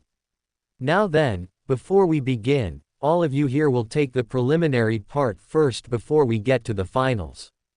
Preliminary. Sakura questioned. Hayate nodded. There are too many of you remaining, so to cut those numbers down we will have a preliminary round to dwindle the number of participants participating. The man coughed again. Naruto raised a brow. He may be sickly but that doesn't mean he's weak. Anyway, if there is any one of you who wants to drop out, simply raise your hand. Hayate said. Kabuto raised his hand. I forfeit. Kabuto-san. Sakura looked at him with confusion. Hayate stared at him. Kabuto Yakushi, right. Very well, you may leave. Why are you quitting? Sakura questioned. Kabuto smiled sheepishly. Well, to be honest with you, I'm a little beaten up and I still haven't regained my hearing yet since the tussle with the Oto Nin from the first part of the exam. I'm just not in the best condition to continue. And with that he walked off, no one seeing his smirk. Naruto gripped his cane again. I hope they keep an eye on him. Sakura was looking at Sasuke but she gave her that look making her not even bother to tell him to forfeit because she knew he wouldn't listen. Okay, now let's begin the third part of the exam, Hayate continued. The preliminaries are basically one-on-one fighting. You will be fighting as though this was a real life or death situation. The winners will advance to the finals. There are no rules for this part of the exam. The fights continue until one of you dies, is knocked out, or forfeits the match. Should you refuse to acknowledge that you've lost, then me and the Junin present will be forced to subdue you, and attempts to resist will result in us forcefully subduing you. Now then, please look over to the electronic board for it will decide who will fight who. Everyone looked at the board and saw the names being shuffled until they stopped on 2 names. Sasuke Uchiha versus Yoroi Ikado. For the first match, Sasuke and Yoroi. The rest go up to the balconies please. Hayate said. The rest of the genin present walked up to the stands to watch the match, but Sakura was still worried about Sasuke until she felt a hand on her shoulder. Looking up and saw it was Kakashi, whose eyes smiled at her. Don't worry Sakura, he'll be just fine. Sakura smiled and nodded, right. Kakashi looked over at Naruto and saw he was completely calm. Well Naruto, are you going to cheer for your teammate? Naruto said nothing for about 2 minutes, simply feeling Yoroi's chakra and sensing something was off. Sasuke better take this match seriously, or he'll end up losing. Sakura looked at him as did the rest of the rookies, even the Junin present. Zabuza, Haku, and Yamato were there as well. What do you mean by that? Ino growled. Explaining it to you will only give me a headache, so I won't even bother. Naruto started not even looking at her. What was that? She yelled, prompting Shikamaru and Choji to hold her back. Troublesome. Shikamaru muttered. Sasuke and Yoroi stared at each other, sizing each other up, but there was a dark gleam in the man's eyes. Hayate looked at them and announced, first match between Sasuke Uchiha and Yoroi Ikado. Begin. Yoroi made the tiger hand sign. You ready? Sasuke took a stance. Let's go. The man's hand glowed with blue chakra, while the other hand grabbed a kunai and tossed it at the Uchiha, so Sasuke responded in kind by throwing shuriken at man and it became a projectile battle. Sasuke gripped his neck all of a sudden, almost like he was in pain, but he ignored it and came at Yoroi in a taijutsu battle. Yoroi's hand glowed blue again and Sasuke noticed that he seemed to be weakening, much to his confusion. Yoroi managed to get free from the young Uchiha, who looked a little exhausted. What is this? My strength is weakening, Sasuke thought in exhaustion, leaning down on the ground slowly. Sasuke-kun, look out! Sakura yelled. Sasuke looked up just in time to see Yoroi right in front of him, grabbing his forehead, slamming him down to the floor. Chakura-kyuan jutsu, chakra absorption jutsu.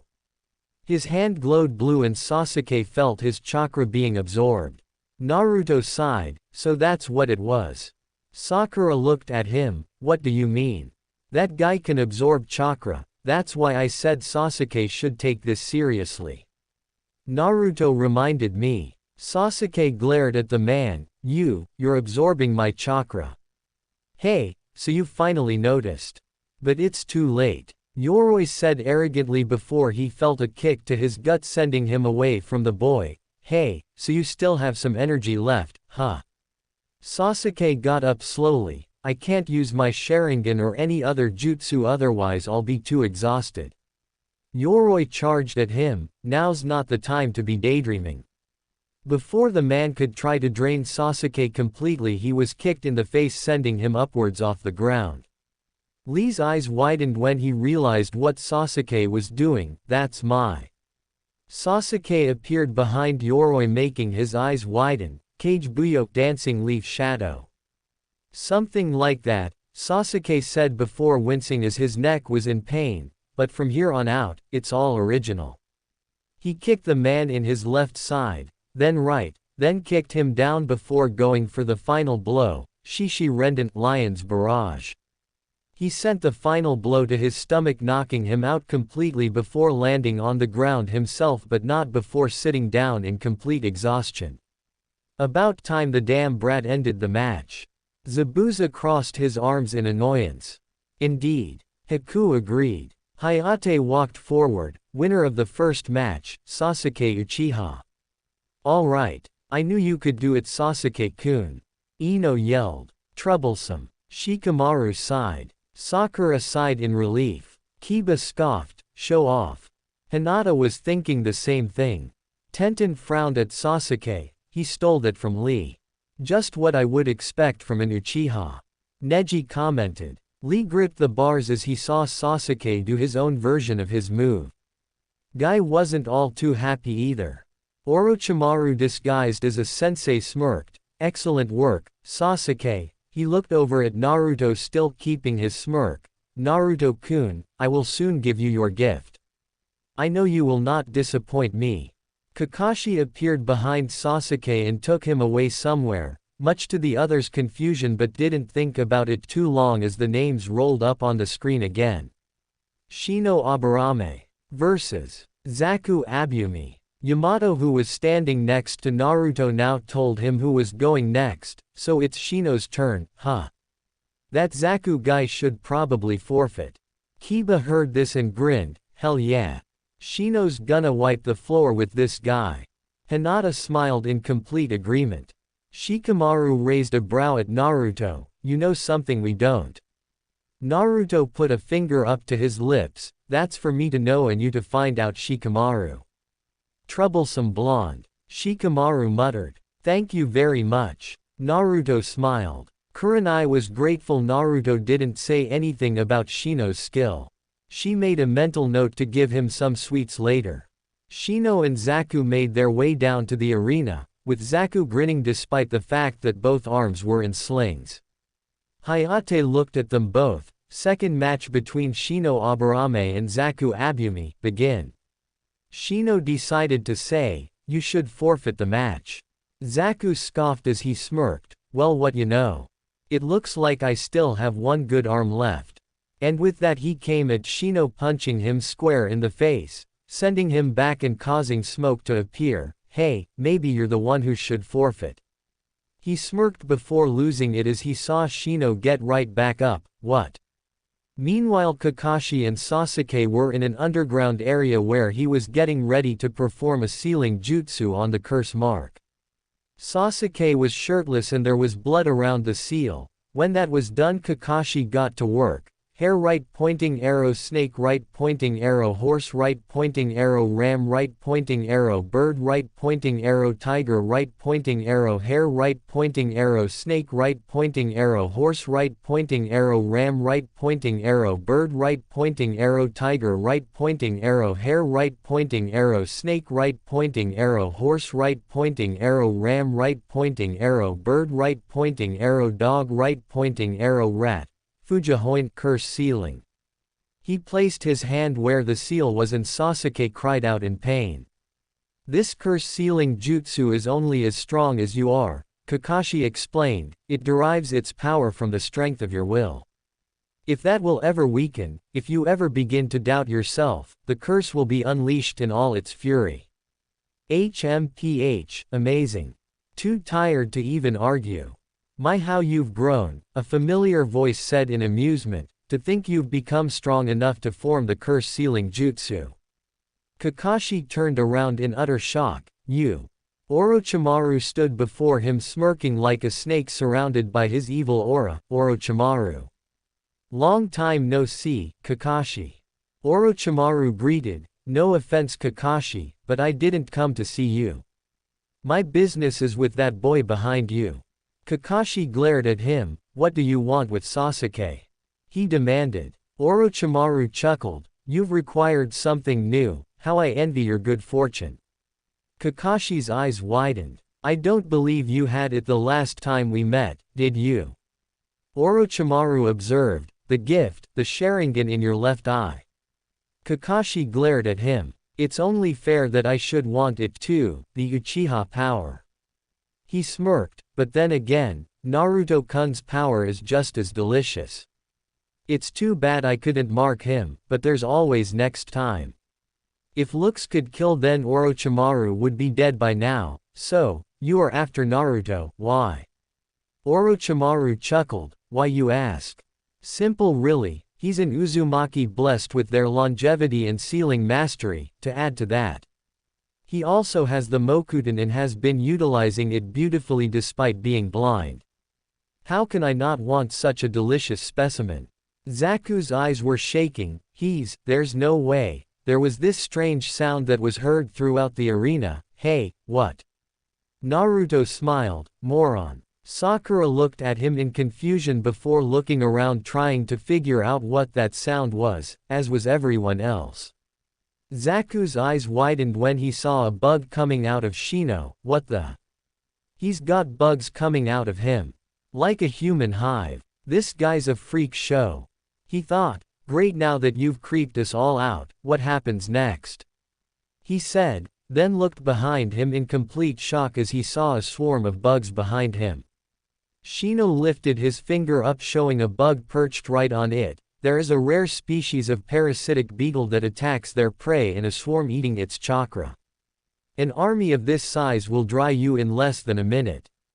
Your only intelligent option is to forfeit the match. You can't fight two opponents at once. If you use your good arm against me, my friends will swarm you from behind. Conversely, if you use your good arm to keep them at bay, then you'll have me on your blind side. Zaku glared at him. Either way, your defeat will be certain. And unpleasant. Shino brought his hands up. It's wise to always have an ace in the hole. Zaku was shaking mad, refusing to just simply go down or forfeit the match. Using the good arm, he pointed it at Shino while surprising everyone that his other arm was just fine when he moved it and pointed it at the swarm of bugs from behind him. Now you've done it. Now you've made me mad. Shino was simply observing him. Zaku smirked. Like you said yourself. Always have an ace in the hole, right? Kiba growled. What the? I thought his right arm was shot. Naruto was calm knowing that Shino has something up his sleeve. Dosu chuckled inwardly, so it was just a ploy to make us believe he had only one good arm.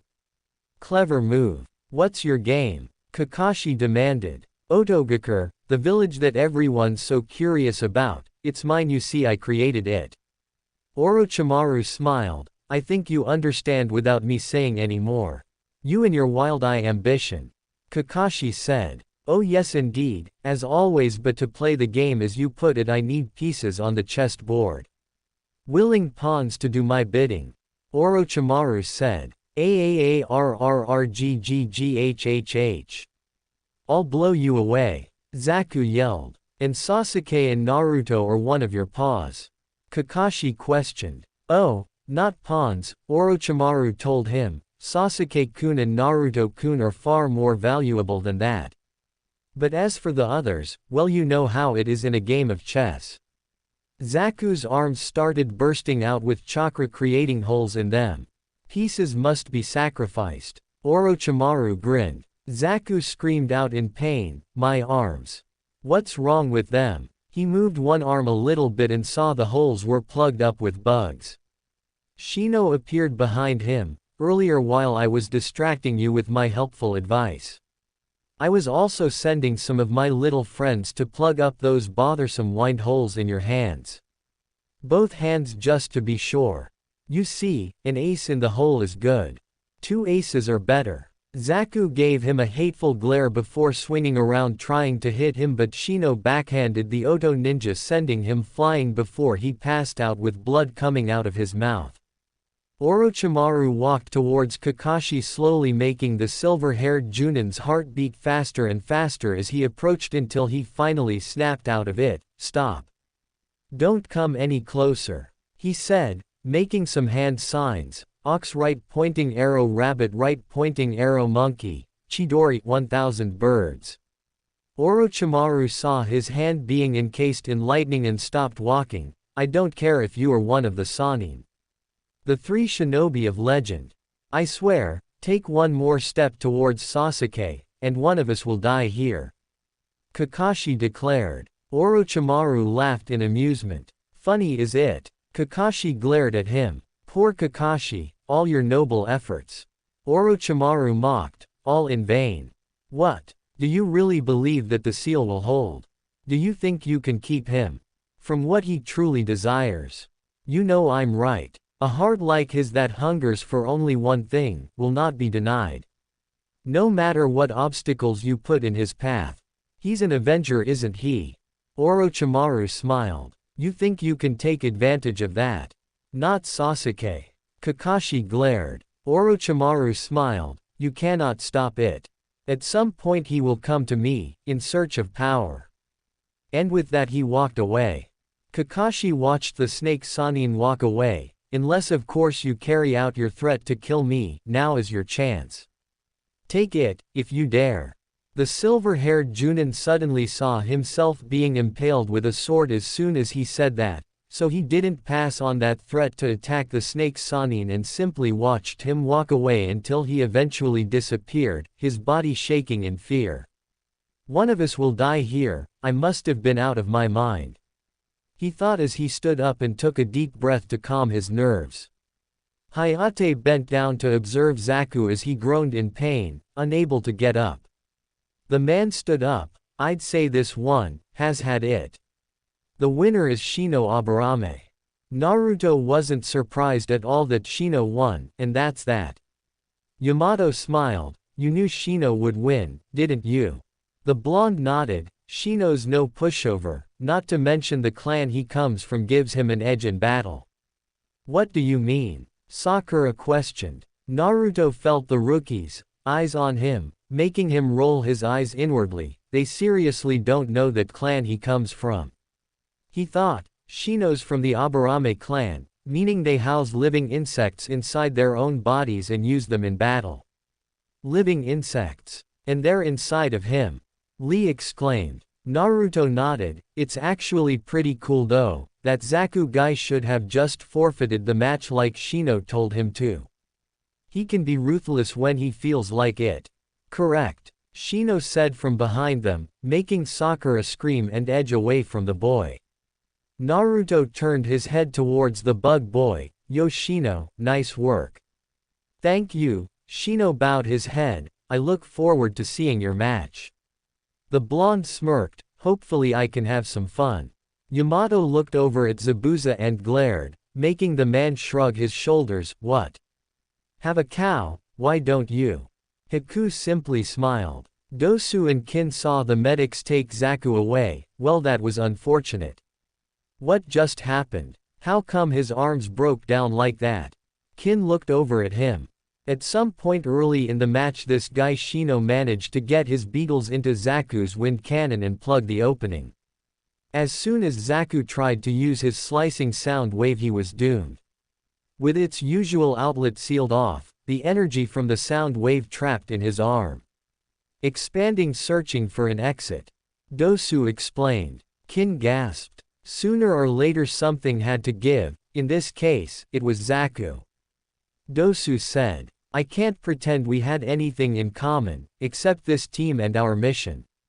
Still, I'll even score for Yuzaku. Dosu thought. Alright everyone, moving right on to the third match. Hayate announced. Naruto's senses went off, making him turn around and say, "Welcome back." As soon as he said that, Kakashi appeared in a puff of smoke. Lee gave Naruto an astonished look. "How did you know?" Shikamaru sighed. "Troublesome blonde, I feel sorry for his opponent." Kakashi greeted his two students. "Hi." Sakura gave him an incredulous look. "What do you mean, hi, is that all you say?" What about Sasuke-kun? How is he?" "Oh, he's fine, sleeping soundly in the infirmary," Kakashi assured her. Sakura breathed a sigh of relief. "But he's been put under guard by the Anbu Black Ops," Kakashi thought. Yamato heard from the Hokage that Orochimaru was here and that he was after both Sasuke and Naruto, so he was watching over the blonde. He'd be damned if that snake got a hold of him and God knows what. He saw the names be shuffled until they stopped announcing who would fight next. Leaning down he told Naruto who would be fighting next, making him nod. Kankuro Sabaku vs. Masumi Tsurugi. Kankuro Sabaku, looks like this'll be Suna's win, Naruto said, sensing Kankuro's little trick. Yamato nodded, agreed. What are you two talking about? Sakura wondered. Just watch the match and you'll see, Yamato told her. Kankuro smirked. Hey, finally my turn. Baki saw the smirk on his face. Careful Kankuro, you'll underestimate your opponent one time too many. Gaara glared at him. HMPH, idiot. Kankuro and Masumi walked down to the arena staring at each other. I'm not like Yoroi, I don't get careless, not even against kids. Kankuro scoffed. A piece of advice, once I go into my jutsu, give up quick. If you do, I promise to make it short and painless. Masumi warned. Kankuro unwrapped the bandaged thing on his back. Funny, I was about to say the same thing. Though I can't promise it'll be painless. The two of them stared at each other some more. All right then, Hayate spoke up. If you're ready, let the third match begin. Kankuro smirked. Let me do you a favor and end this battle quickly. You can't end it if I end it first. Masumi started as he ran towards Kankuro, sending a punch, but Kankuro blocked it. Masumi smirked underneath his mask and started wrapping his limbs around Kankuro. I dislocated all of my joints, softening my body, then with my chakra I could control it perfectly. With just his chakra? Sakura questioned, leaning down. Whoa. Naruto's enhanced hearing picked up the obvious, making him sigh. That guy's an idiot, and he hasn't even noticed yet. Yamato smiled. Not everyone has enhanced senses like you do. The blonde simply smiled. The more you struggle, the tighter I'll hold. I don't know what you're carrying in there, but as long as I have a hold of you it makes no difference. I can break your neck right now if I wanted to, and I will unless you give up. Masumi told him. Kankuro smirked. You wanna bet? Masumi held on tighter. You wanna die? You fool, you're the one who's gonna die here. Kankuro told him with a smirk, making Masumi mad, prompting him to snap Kankuro's neck. Naruto sensed everyone's reaction. Guys, relax, he's fine. Fine. He just broke the guy's neck, how is he fine? Ino yelled. Naruto closed his eyes. Look back down and you'll see. Everyone looked back down to see what the blonde was talking about. Masumi clicked his tongue. What a fool, too bad he didn't surrender. Oh well, he said when he heard a cracking noise coming from Kankuro's supposedly dead form and saw his head move backwards only to see a puppet staring back at him. Now, it's my turn to say goodbye. The puppet smiled, dropped the disguise and wrapped its limbs around Masumi and began to squeeze him tightly. Naruto smiled. You see. I told you, he's just fine. Lee looked over at the blonde in complete shock. But, how did you know? They all looked at him as he smiled and put his finger to his lips. When I'm called to fight you'll have the answers you want to know. Shikamaru sighed, I don't even wanna know.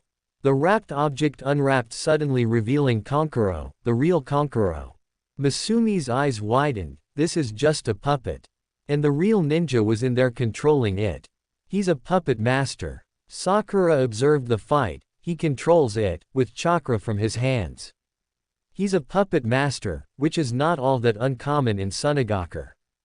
Naruto said. That's true, and actually seeing one fight in person is still interesting. Yamato said. Masumi was in pain from the tight squeeze the puppet had him in, enough. I give. But if your bones were all crushed just think about how flexible you'll be. Kankuro smirked. Hayate coughed into his fist, that was close. I almost stopped the match in the middle, but it's a good thing I didn't. Kankuro had his puppet break every bone except the man's neck, making him fall down on his back, thus ending the match.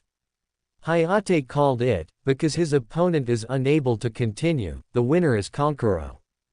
Sakura looked scared as she saw the medics reel the ninja away. Everyone here wields their chakra perfectly, and I thought my chakra abilities would give me an edge over the others. So much for that idea. We will now take a 5-minute break. Hayate announced. Sakura sighed and walked off, something Naruto didn't miss at all, making him sigh. Lee saw him sigh. What's wrong, Naruto-kun? Nothing, but I think she's starting to doubt herself. Naruto said. Not surprising. If she didn't waste her time on Sasuke then her skills as kunoichi would be at least Hinata and Tenten's level. Yamato thought. Do not worry. I'm sure Sakura-san will prevail. Lee smiled doing his trademark pose. The blonde wasn't too sure, if you say so. 5 minutes had passed and Sakura had come back to stand next to her teammate and sensei. Hayate coughed into his fist, now let's continue. It's time to begin the fourth battle. Sakura approached her teammate and sensei, did I miss anything? No, you're right on time. Naruto said. Hey Naruto, are you nervous about who you might fight? Sakura asked. I'm not. There's no reason for me to be nervous. Naruto stated. Why's that? Sakura wondered. I'm just not. She sweat dropped then giggled, you're so weird sometimes. Is that so? Naruto raised a brow at her changed behavior towards him. Wonder what brought this on. Kakashi placed a hand on her shoulder, this isn't the time for laughter. He made her direct her eyes towards the screen making her blood run cold. Yamato told Naruto who was up next making him sigh, this match is going to be a colossal pain. Sakura Haruno vs. Ino Yamanaka. Sakura turned towards Ino who she saw walking back to the balcony after their little talk. Ino saw the names on the screen and gave Sakura a determined look which the girl returned. Both girls made it down to the arena and faced each other. Draw. Naruto called it. Shikamaru nodded. Draw. Choji nodded in agreement. Asuma and Kakashi sweat dropped. Come on you three, have some faith in them. Then let's make a bet then, Naruto said, if it ends up a draw then you have to burn that orange book you read so much. Kakashi froze in place as Kurenai and Asuma chuckled, the silver-haired Junin glared at Yamato who smirked at him.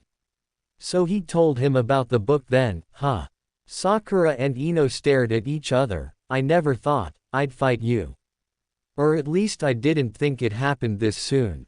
But don't expect me to go easy on you. Sakura said nothing and simply stared. Asuma looked down at his student. Ino was standout among the rookie female shinobi, so she has a good chance to win. But with Sakura as her opponent, she can bring herself to fight hard enough to do it. Of all the people for Ino to go up against, it would have to be Sakura, what a mess. Shikamaru sighed. I know. Choji groaned. Kakashi was interested to see just how much she'd improved. Naruto knew that this match would end in a draw. Hayate raised his hand, begin. Both kunoichi came at each other and Sakura sent a kick Ino's way only for the blonde to dodge. Ino tried punching Sakura but she blocked it and tried to trip her but Ino jumped and backed away. Sakura improvised and sent 3 kunai at her. Ino calmly grabbed a kunai and tossed it, deflecting both the kunais that were sent at her.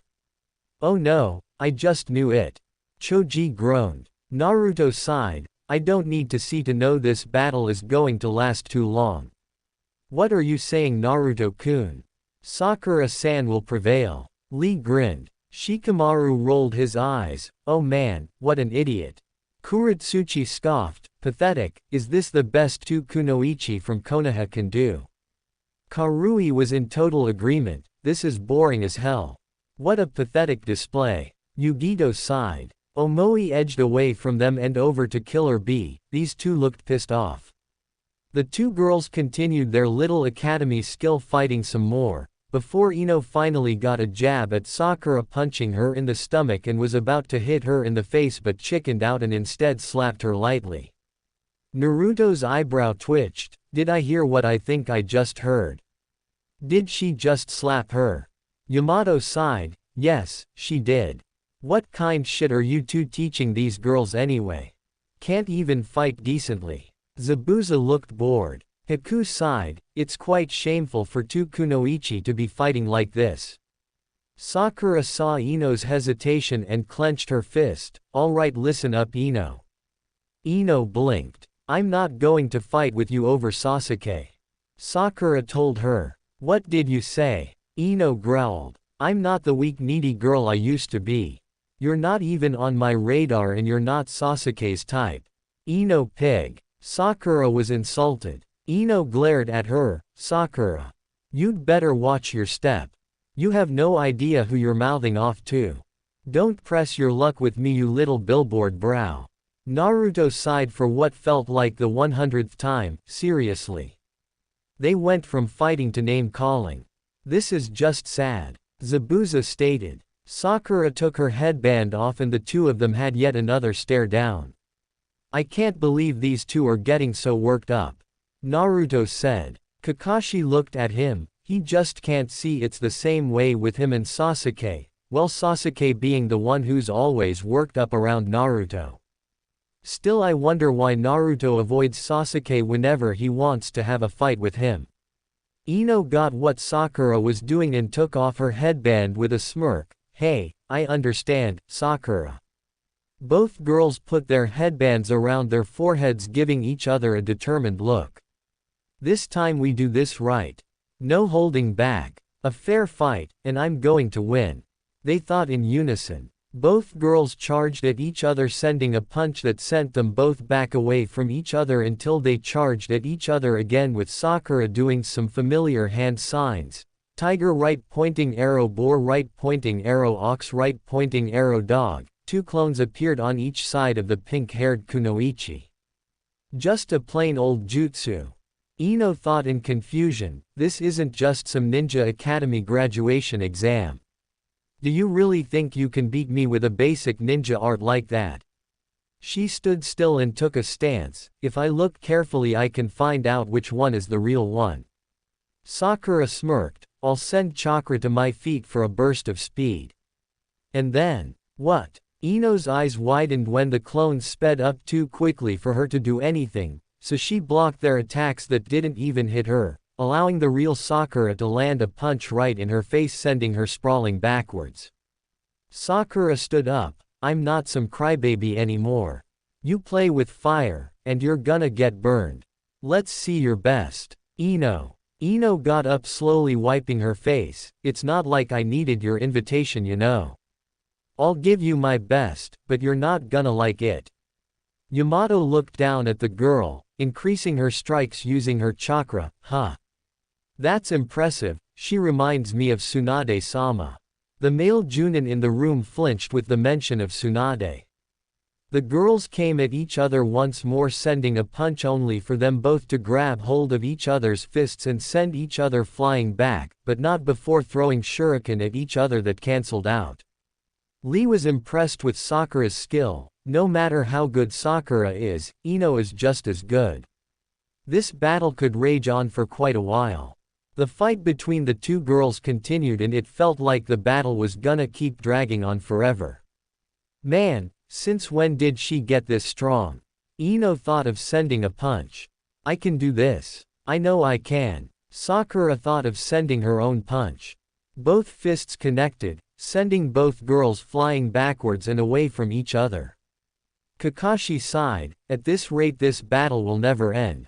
Hayate looked in between the two girls, this has been going on for so long. They've been at it for 10 minutes. Both girls were panting as they stood up slowly. This isn't how it was supposed to go, how can you be evenly matched with me? Sakura smirked, hey, I guess you're right on your obsession with your looks and hair can't be surpassed. I've been training too hard to worry about that stuff. Ino glared at the comment prompting her to take a kunai, you're gonna pay for that. I've had enough of you making fun of me. What an idiot, Shikamaru said, Ino's falling for her trap. She's so riled up by Sakura there's no telling what she'll do. Oh man, I hate it when she's like this. Choji said. Naruto just wanted the battle to be over already, this is taking too long. Sakura's having way too much fun goading Ino into doing something stupid. Looks that way. Yamato agreed. Ino did something that took Sakura off guard, she cut her ponytail off, shocking Shikamaru and Choji. Hey, you think that'll help? Sakura smirked. Shikamaru's mouth twitched. Uh-oh, I think she's totally lost it this time. That's it. Ino growled then tossed her hair to the ground, see. I don't need this. Sakura simply stood there with a smirk, not at all bothered by Ino's little outburst. Alright, I'll put an end to this right now. Get ready to tell everyone you lost to me, billboard brow. Ino made a familiar hand sign. Wait, don't tell me she's going to. Shikamaru's eyes widened at the familiar hand sign. Could it be? Choji said. Sakura's eyes twitched, if I recall that sign is. I knew I recognized it, it's the mind transfer jutsu sign. Shikamaru said. Oh man, Asuma scratched the side of his head, that fool. Naruto sighed. She does realize that if she misses then she'll lose the match. What is she thinking? She's not in her right mind right now. Yamato told him but was inwardly thinking the same thing. Look, I know you're frustrated, but that's pointless. Sakura smirked. Oh yeah, we'll just see about that. Ino challenged. Shintenshin no Jutsu ninja art. Mind transfer jutsu, it's a jutsu that allows the user to take over their opponent's spirit and wrest control of their body for a few minutes by discharging all of their spiritual energy and striking their enemy with it. Sakura stated, but despite its power, there are major flaws to this formidable jutsu that makes it extremely dangerous. First, the user's discharged spiritual energy can only fly straight and it moves at a very slow speed. Second, even if the spiritual energy misses the enemy it can't return to the user's own body for several minutes, and this, in battles that are most often measured in seconds. I should add that while the spiritual energy is gone the user's body, your body Ino, can't move at all. It'll be little more than a doll. The Shintenshin no Jutsu ninja art, mind transfer jutsu, is only used for spying. It's not a battle jutsu. Ino, using that jutsu here wouldn't just be a bad idea, it'll be a fatal mistake. Asuma thought. It's a powerful jutsu, but as long as Sakura can dodge it it's not much of a threat. Plus, if she can avoid it, she can attack Ino without any resistance. If that happens, Hayate will be forced to bring the match to an end.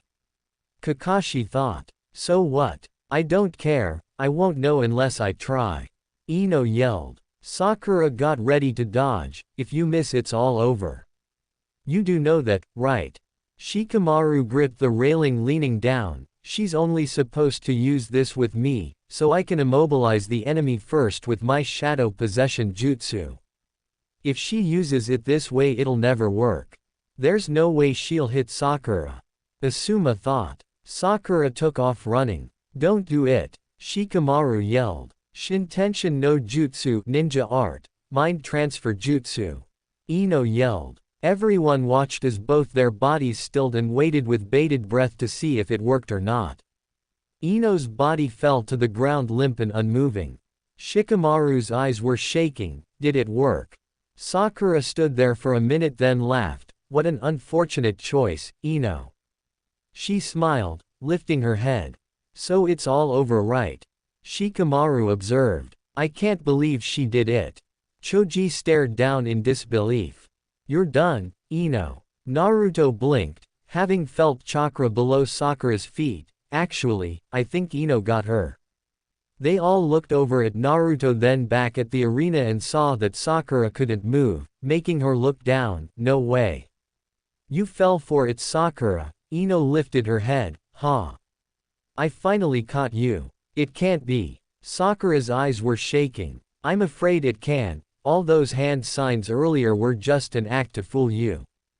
To trick you into running into the trap I've laid for you. And it worked. Now you can't move at all, can you? You're being held by a special rope that's being held by my hair by chakra poured into it. Ino smirked. Sakura grunted. Now that you're trapped, I can take over your body and make you say that you're giving up this match. Ino did the same hand sign as before. There's no way I'll ever miss with this jutsu now. Naruto understood what Ino did. Ino's pretty clever. She laid out a trap without Sakura noticing until it was too late. If Sakura hadn't been acting so arrogant earlier, she would have noticed something was wrong. Yamato commented. So losing it was just an act too. Shikamaru theorized. Shintenshin no Jutsu ninja art. Mind transfer jutsu. Ino used the jutsu and took full control over Sakura's body with a smirk. Looks like I won, Sakura. She moved to raise her hand up only to stop midway and grip her head in pain, confusing everyone there. What's going on? Lee yelled. Naruto smirked, sensing Sakura trying to fight back Ino's spirit. I think Sakura's trying to fight back. What? But how? Lee looked at him. It's simple, Naruto shrugged. She refuses to let Ino have her way and is determined to prove that she's not going down without a fight. It's all about willpower. Ino was losing her hold on Sakura. No. I can't hold onto her. Release. She released the jutsu, sending her spirit back into her own body. No way, she actually shattered Ino's jutsu. Shikamaru stared down in pure disbelief. It's like Naruto said earlier. Yamato spoke. Shintenshin no Jutsu ninja art. Mind transfer jutsu does allow you to take over the victim's body, but if the victim's willpower or spirit is stronger than the user, then the victim can cast the intruder out of their mind. How can you have two spirits in you? Just what are you anyway? Ino questioned. Someone who is just as strong as she is beautiful. Sakura smirked. I mean, a girl's gotta be tough if she's gonna survive something like this. Both girls stood up slowly and charged at each other one last time. This ends, right now. Both girls sent each other flying as they hit each other backwards, and this time both were too tired to get back up. Hayate called it. Since neither combatant is able to continue, by double knockout no one gets through the fourth battle of the preliminary. This match is over. Naruto wasn't surprised at all. He had said it would end in a draw because of how both girls are. Both Asuma and Kakashi picked Ino and Sakura up and brought them back to the balcony so the fifth match could start. Kakashi was crying anime tears because he now has to burn his precious book. The names shuffled until they landed on two new sets of names. Yamato told Naruto who was going next. So Gaara's sister is going next then, huh? Naruto thought. Tenten Higurashi vs. Temari Sabaku. Tenten appeared down in the arena with a smile. I'm so ready. After watching that last match, I'm fired up. Temari stood there with a smirk. So, this is another genin from Sunagaku, Neji observed. This should be interesting to watch. For the fifth match, Tenten, Temari, get ready. Hayate told them. Both girls eyed each other waiting for the match to begin. Begin. Tenten jumped back instantly. All right, Tenten, keep her guessing. Lee cheered. Go for it. You've got the power of youth. Guy yelled. Come on Tenten, send that girl back to her village on a stretcher. We're behind you all the way Tenten. Lee yelled. Naruto's eyebrow twitched. Lee, Guy-sensei, I would appreciate it very much if you'd stop yelling. The blonde growled in annoyance. Yamato's sweat dropped. That's the first time I've seen him so annoyed. What are you waiting for? I did say to begin. Hayate eyed them both. HMPH, guess she's waiting for me to make a move. Big mistake, cause the first move I make will be the last one you see. Temari smirked, taking a step forward, making Tenten step back. Come on, I don't want this match to be over too quickly, so why don't you go first? Temari made a mocking gesture. Come on girl, show me what you've got. Okay if you insist, remember you asked for it. Tenten jumped in the air sending 3 shuriken at her. Temari just stood still with a smirk and all of a sudden the shuriken were down on the ground. I missed her. There's just no way. Tenten said in disbelief. What was that, a warm-up exercise? Or maybe you're a little nervous and it's affecting your aim, is that it? Temari mocked. Tenten grunted. Rats and I were hoping to work up a sweat, but forget that idea, this is the best you've got. Temari smirked. Tenten glared. What is going on? How could she have missed it is incredible. Lee looked in disbelief. It's impossible. Tenten's aim is perfect. She always hits her mark. Guy said. Not this time she didn't. Neji stated. She never misses. Guy insisted. There must have been something that made her miss. Huh, Lee said in confusion. You know, you can always count on Temari to put on a good show. Kankuro commented. Big deal. Gaara said uncaringly. Naruto heard it for a split second, but he was sure he heard it. The sound of wind. So that was it then. Tenten is a weapons expert while Temari is a wind user, that's why her weapons missed their mark. Sunagakur wins this one again. Naruto stated. Yeah, Shikamaru agreed. Like you guys said, this one's over. Choji agreed. Okay, stay calm, don't let her get to you. Tenten thought. 1, 2, 3, she must have dodged them somehow, but if I try a different approach. Look at her measuring her distance. Here comes her big move. Temari grabbed the fan on her back. So that's her secret, that fan she carries.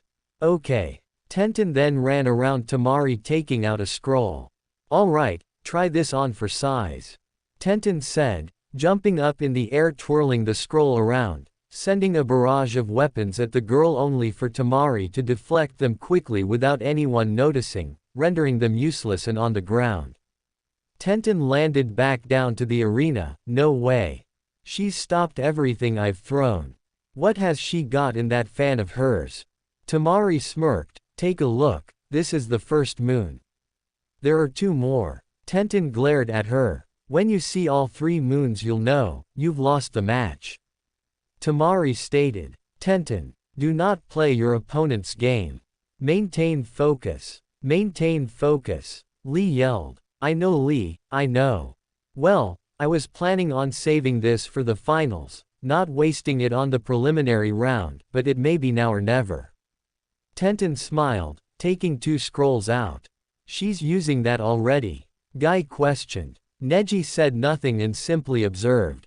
At this point it doesn't matter what she uses, it's not gonna help her win the match. Naruto thought. Huh. It won't work, whatever it is.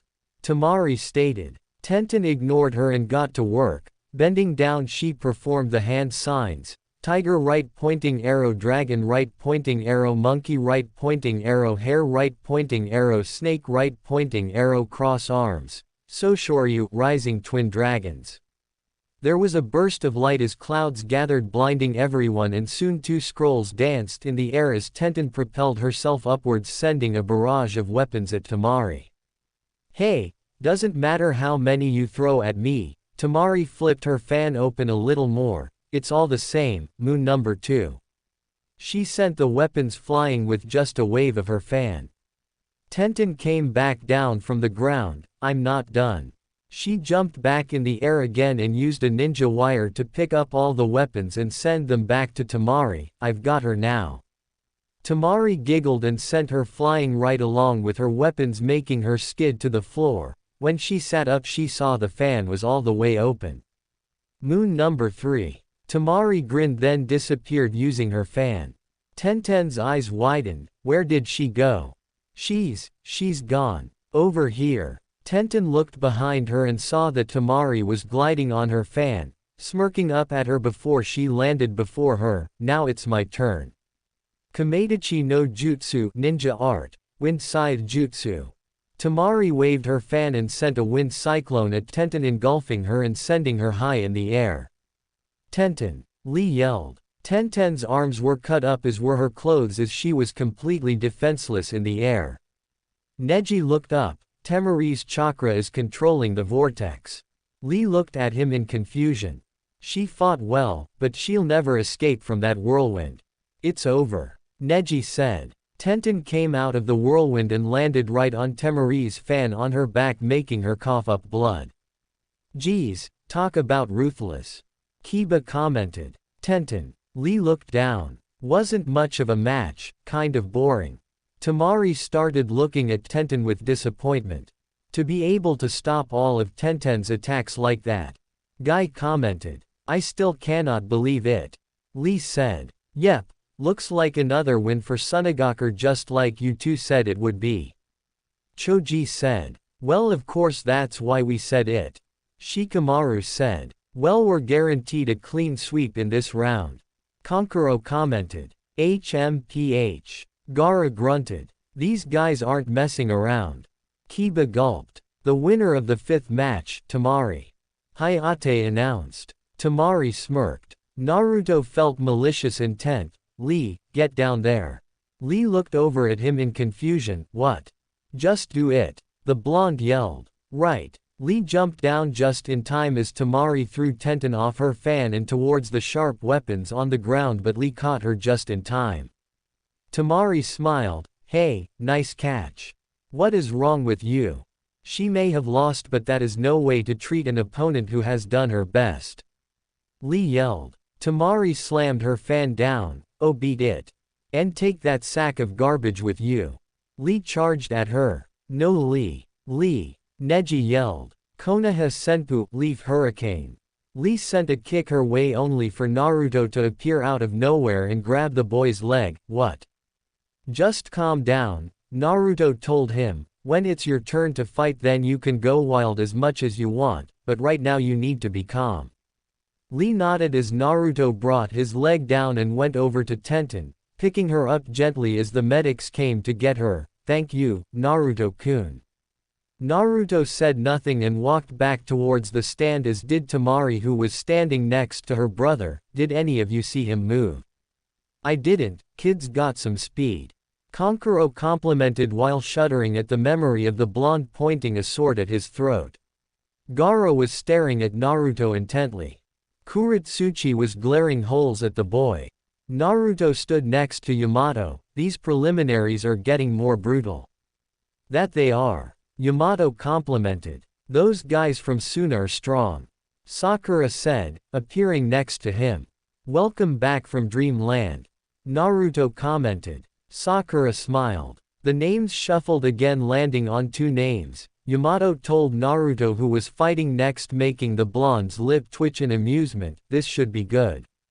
Shikamaru Nara versus Kintsuchi. Shikamaru walked down to the arena with his hands in his pockets. Guess it's me. Dosu turned to Kin. Remember, he manipulates shadows. Watch the shadows. Hey, you'd think I'd fall for a stupid jutsu like that. Kin scoffed, walking down to the arena standing in front of Shikamaru. Troublesome, I mean, give me a break, I've gotta fight a girl. Shikamaru sighed. Yeah, you just keep thinking that way, little man. Kin said. Ready. The 6th match, Shikamaru and Kin, begin. Hayate announced. That's all I've got. Shikamaru made the rat hand sign. You're not trying that stupid shadow thing again, are you? Kin mocked. Shut your mouth. Shikamaru said, annoyed. Kujime no Jutsu, ninja art. shadow possession jutsu. Is that all you know? If that's the only trick you've got, then this is gonna be easier than I thought. Kin dodged the shadow and threw two Senbon needles at him that had bells attached to them. Shikamaru ducked and looked over at the Senbon needles. Naruto raised an eyebrow. Bells, huh? Bells. Shikamaru observed, standing up. Hey, oh please, not that old trick. Let me guess, next you'll send Senbon needles with bells, and Senbon needles without bells at the same time. I'll react to the bells, and while I'm focused on dodging them I won't notice the silent needles coming at me, am I right? Hey, good luck. You sure talk a lot, don't you? Kin smiled, throwing more Senbon at him. Shikamaru dodged them. Now I know to be careful to dodge all the Senbon, not just the ones with the bells. Naruto heard the bells ring and felt a familiar presence in the air, genjutsu. Using bells. So you picked up on that then, huh? Zabuza grinned. Shikamaru picked up on the sound and looked behind him. What? Where? So I was right, she's using genjutsu with the bells attached to the Senbon. Naruto said. Haku nodded. I myself have no need to use genjutsu, but I am impressed that she is using Senbon to activate it. Your skills are better. Zabuza scoffed. Haku smiled. Shikamaru noticed something attached to one of the bell's threads. He turned behind him. Oh man. Too late. Kin said, throwing more needles at Shikamaru, getting his arm, but he stayed standing. Hey, not bad, but you've still lost. Kin smirked, activating the genjutsu using the bells, creating more of her. With this many of me you won't know where to aim your shadow at. Face it, little man, you've lost. Shikamaru smirked, taking her off guard. Gotcha. What? Kin questioned, then noticed her arm go slack. What's wrong? Can't move my arm. Looks like my lame shadow jutsu was a success after all. Shikamaru said. But you haven't thrown any shadows. No way, I made sure of it. Kin protested, looking down. Hey, you really still don't see it? Shikamaru smirked. Huh? What do you mean? Kin questioned. Look at that thread you're holding, Shikamaru said. Don't you find it a little strange that it would even cast a shadow at this height? As if to prove his point, the shadow below her expanded. Of course you didn't notice it because you were concentrating on other things like killing me. Kin grunted. The shadow, spreading all around me, and I didn't see it coming. Right, I stretched my shadow along the line of that thread and followed it back. Now I'm attached to you. Shikamaru said, raising her arm. And now? So, we mirror each other's movements, so what? A cute trick, but what do you gain from it? Kin mocked. Man, you're annoying, shut up and watch. Shikamaru said, opening his pouch and taking out a shuriken, Kin following his every move. You must be insane. If you throw that shuriken at me, you'll just be attacking yourself. She said. Makes it kinda interesting, doesn't it? Shikamaru smiled. You wouldn't. You couldn't. Kin said. Yeah, like a game of chicken, let's see who ducks first. Shikamaru threw the shuriken. You're crazy. Kin yelled as she did the same thing as he did. Everyone watched with worry as Shikamaru bent backwards to avoid being hit. Big deal, I'll do that too. She bonked her head hard on the wall behind her. And that's what I call using your head. Shikamaru stood up. The wise shinobi carefully scouts the physical layout of the battlefield. And never loses his sight of the position on it. Winner of the 6th match, Shikamaru Nara. Hayate declared. Atta boy, Shikamaru. Ino cheered. Yeah, way to go. Choji cheered. Naruto smiled. Shikamaru may act lazy, but when it comes to strategy he's the best. This year's rookies are looking to be quite a challenge. Neji eyed Hinata. Hinata could feel her cousin glare on her, but she wasn't paying attention. She had been keeping her eyes on the ninja from Iwa since the battle started. Their presence unnerves her greatly. The names shuffled again and Yamato frowned when he saw who was going next. Kakashi was worried, as was the Sandaime, who was still there observing the battles. Naruto Uzumaki vs. N. Kurame. Judging by your reaction I take it it's my turn now, right? Naruto said. You're up against someone from Iowa. Yamato frowned. Naruto's lip twitched as he walked down the arena. The other genin were wondering why the Junin suddenly got so tense. En was smirking as he watched the yellow flash's offspring before him. Just my luck. I finally get to fight and it's against that bastard's son. And to make things even better he's blind. I'm gonna enjoy killing him in front of these Konoha scumbags. Kuretsuchi gripped the railing. You won't be getting out of this battle alive, Yellow Flash. We'll avenge our village. En scoffed. This will be easy, and don't even think about forfeiting because I won't let you. Naruto smiled, taking him off guard. That's cute, but I would prefer it if you'd forfeit yourself. I would hate to have to kill you in front of your teammates, but something tells me you have no plans in doing so. What? Kakashi-sensei, Naruto's not serious about killing him, is he? Sakura looked at the silver-haired Junin. He might have too, considering who his opponent is and where he's from. Kakashi narrowed his eyes at the Iwa genin. What do you mean by that? Shikamaru wondered. Zabuza chuckled, getting their attention. I almost feel bad for that Iwa brat, almost. Naruto-san will show him no mercy, poor thing. Haku smiled. Ino's sweat drooped. You guys are seriously scaring me. En scoffed. Ha. You kill me. Don't make me laugh. Your heartbeat tells a different story. Naruto smirked. It's beating pretty fast. Are you scared or nervous? En glared at him. Glaring are we? Naruto tilted his head in amusement. The boy's eyes widened in shock. You. Hayate could sense the tension and hoped he wouldn't have to step in. Seventh match, Naruto Uzumaki and En Kurame, begin. En jumped back and performed the hand signs. Ram right pointing arrow, horse right pointing arrow, dragon. Doden, Doryuden, earth style, earth dragon bomb. A dragon made of mud appeared and shot towards Naruto, who was completely calm. Naruto summoned a shadow clone, giving it his sword and did his own hand sign. Ox right pointing arrow, dog right pointing arrow, rat. Futon, Fuaheki, wind release, wind wall. A swirling stream of wind encased Naruto, protecting him from the attack, rendering it useless. Asuma was impressed. Huh, I didn't know Naruto has a wind affinity. Neither did I. Kurenai commented. Kakashi didn't know either. Just what else is Naruto keeping from him? Whoa, I had no idea Naruto was that strong. Choji was amazed by the wind wall. Yeah, but he's not stronger than Sasuke. Ino waved her hand. Naruto-kun is stronger than Sasuke. Hinata spoke up, surprising everyone. He always has been, he just sees no reason to flaunt it in front of everyone because it holds no interest for him. She said calmly. Basically, Naruto's been holding back since the very beginning. Shikamaru eyed the blonde. En grit his teeth in frustration. Let's see you block this. He yelled. Doden, Ganchuso, earth style, stone column spears. Rock spears appeared from the ground, but Naruto wasn't worried about it. He clapped his hands together. Futon, Repusho, wind style, gale palm.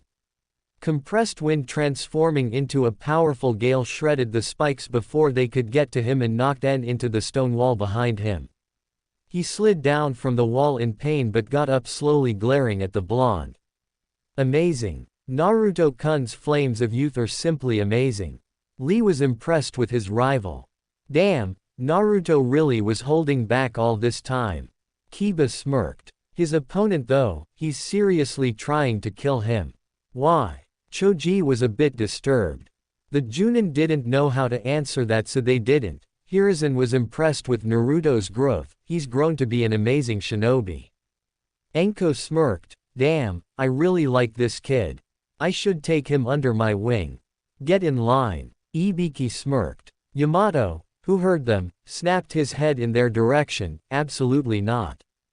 It's bad enough that this one decided to teach him.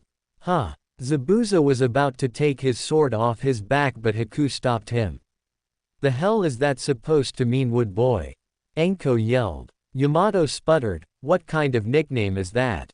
Will you two kindly shut the hell up?" Ibiki glared at them both. The genin's sweat dropped. Crazy adults. Naruto could feel his opponent's glare, glaring at me again, huh? En was taken back, how did you? Now that would be telling. Naruto mimicked Anko. We should be friends. Anko yelled out in pure joy. No. Yamato and Hiruzen yelled in unison. En got ready to use another hand sign, but Naruto's voice stopped him. You're about to use another hand sign, aren't you? He was having a little fun freaking his opponent out. He had no clue whether he was performing hand signs or not, he just took a guess. He froze in his tracks. But how? Naruto gave him a sinister smile, making his blood run cold. You see, there are many advantages to being blind. Can you guess what it is? En didn't answer and instead got into a taijutsu stance, making Naruto's ear twitch. You're taking up a fighting stance right now. En's eyes winded as did everyone else's. How did Naruto know that? Ino wondered. Lee was observing his rival, wondering the same thing until he finally got it. That's it. What's it? Kiba wondered. Naruto-kun is truly a worthy rival. So that's how he knew. Lee was getting excited now. Shikamaru was curious to know what the hell he was talking about but decided to watch the match. Naruto took his sword back from the clone. To be honest with you, I would prefer it if you'd forfeit. Will you? Like hell I will. En snarled. Naruto sighed. I see, that's too bad then. He unsheathed his long sword, taking everyone by surprise. Guess that means I need to come at you with the intent to kill, since it's obvious you're doing the very same, he said coldly. Futon. Shinkujin wind style. Vacuum blade. Exhaling wind chakra into the blade, engulfing it in wind Inka's chakra. The blonde appeared before his opponent quickly, as though it were a blink of an eye, not giving his opponent any time to prepare or counter anything he was about to do. Shiroi Senko white flash. With a quick strike he slashed his opponent's front side, making him cry out in pain and sent him flying away from him, rolling on the floor a few times before coming to a stop. En stood up slowly, clutching his front side. There was visible blood on the floor. My god, Kurenai's eyes were shaking. What was that? The blades surrounded by wind chakra. Sakura's words were shaky. Futon. Shinkujin wind style. Vacuum blade, Yamato spoke, getting their attention. It's a wind-style jutsu that allows the user to surround any weapon they have in their possession with wind chakra, making the object sharper and easy to kill their opponents. You taught him that? Kakashi questioned. I didn't. Naruto was determined to learn it all on his own without any help, and his efforts paid off. His opponent wants to kill him in battle, so he's responding to the threat by doing the exact same thing.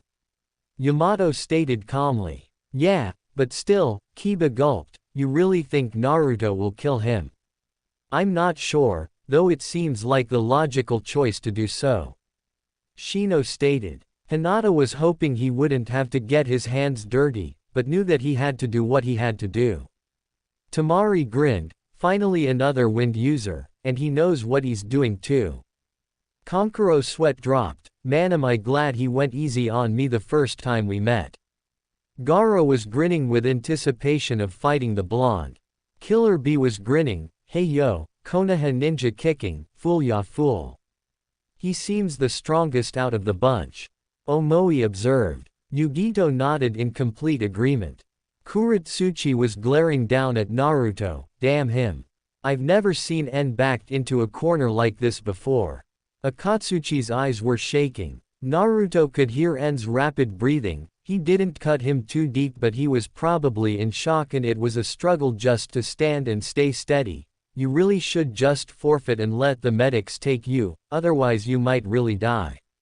Screw you, Konoha trash. En spat out, gripping his wound tightly. Naruto sighed. Fine. Have it your way then. He did the familiar hand signs. Ox right pointing arrow, snake right pointing arrow, ram. Kakashi's eyes widened. Zabuza.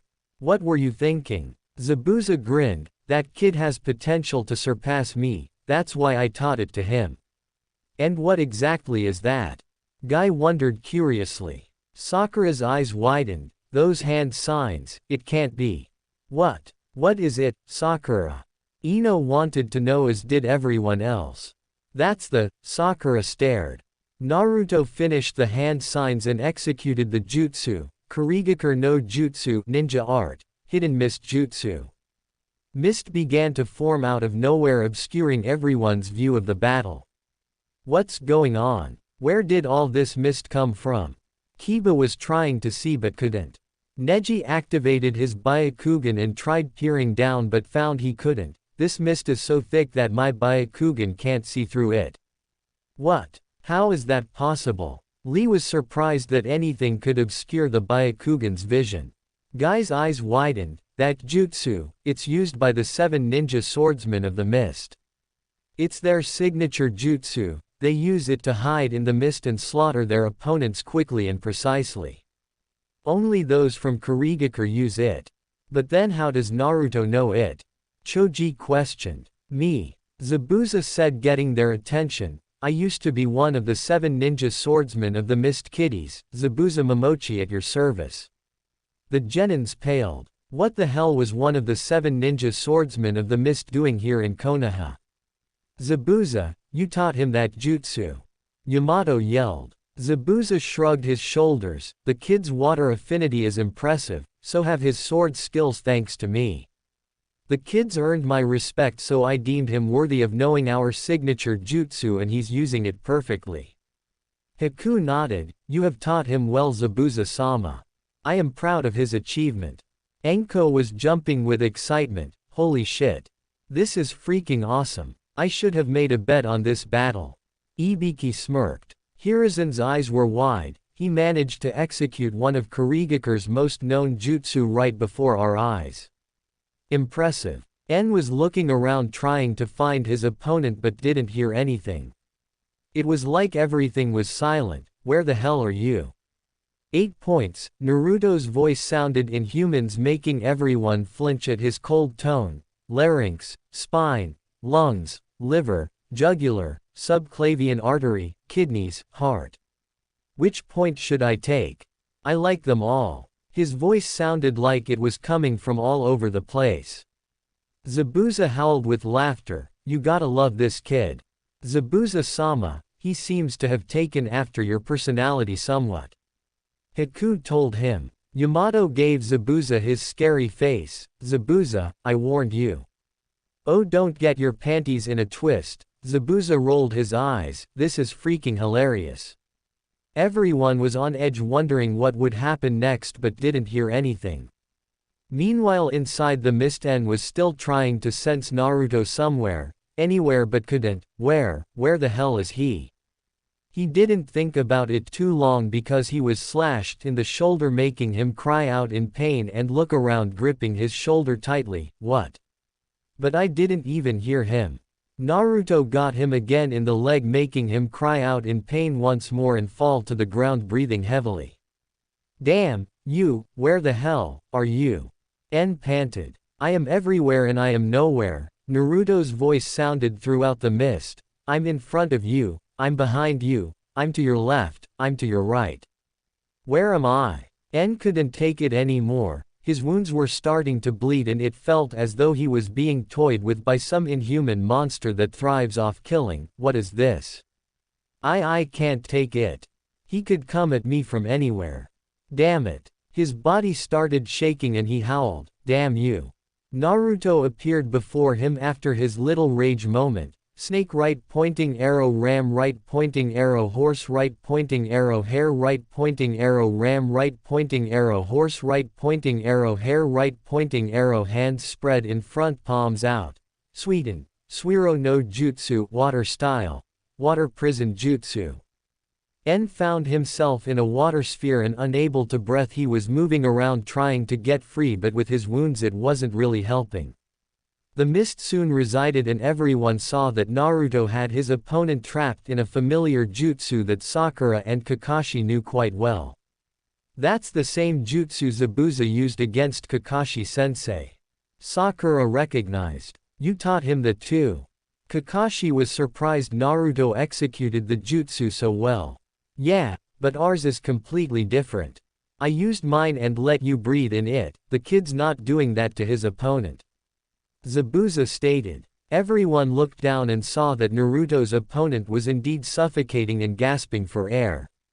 Naruto walked over bending down to feel for his scabbard. When he found it and sealed his sword back up, then looked over at his opponent. I think you should stop trying to move inside that water prison because you're only making things worse, and with those wounds of yours it'll bring you more pain. En was still struggling to breathe, but he felt his vision get blurry and cloudy and soon his eyes began to close slowly. Damn it, I lost, to the yellow flash. By the way, when I asked you to forfeit earlier I was saying that out of the goodness of my heart. Don't worry though, you won't die, just sleep for a little while. Naruto said as En finally passed out. The blonde dispelled the water prison and En fell to the ground. Hayate was by his side in an instant, checking his pulse. Hayate sighed and stood up. Winner of the 7th match by knockout, Naruto Uzumaki. Naruto smiled as he walked towards the stand where everyone else was and found his hand grabbed by someone. Naruto-kun, your flames of youth are most amazing. Please spar with me, Lee said in an excited tone. Naruto smiled nervously, sure. But maybe some other time, okay. Yosh, Lee yelled. Naruto winced at the volume. I should wear my earplugs around him too. He thought as he walked and stood next to Sakura. I'm tired. Naruto, that was amazing. Sakura found the will to speak. I wouldn't call what I did amazing, I was just fighting an opponent, that's all. Naruto stated. Dude, that was so badass. I didn't think you were this strong. Kiba grinned. Quit the interesting match, Naruto-san. Shino nodded. Hinata smiled standing next to him. I'm glad you didn't have to kill him. I was debating about it, but I think damaging his pride would be much more fun. He lost to a blind ninja. I can't imagine what they'll say about him after this. Naruto smirked. Zabuza laughed him off. Kid's completely ruthless. I love it. Me too. Hey Kakashi, can I borrow him for a while? Anko asked. Kakashi sighed. No Anko, and judging by Yamato's face he won't allow it either. Anko pouted. You guys are no fun. Kuretsuchi glared at Naruto gripping the railing tightly. Bastard, I'll avenge En, I swear. He won without getting a single scratch on him. Kid's dangerous.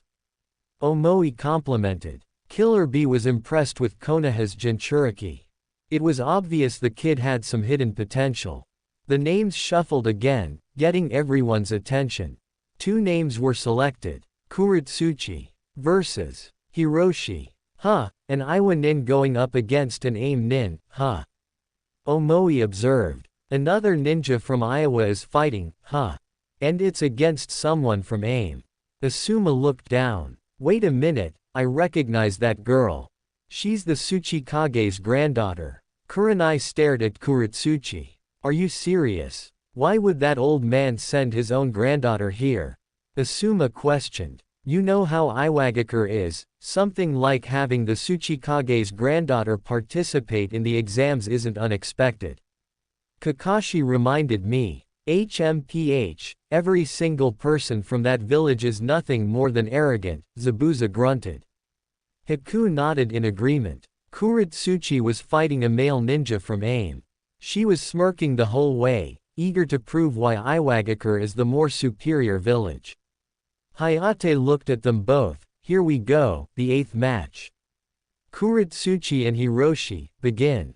Kuretsuchi wasted no time and sent a kick towards Hiroshi's gut, sending him flying away from her, but he got right back up and threw Senbon needles at her.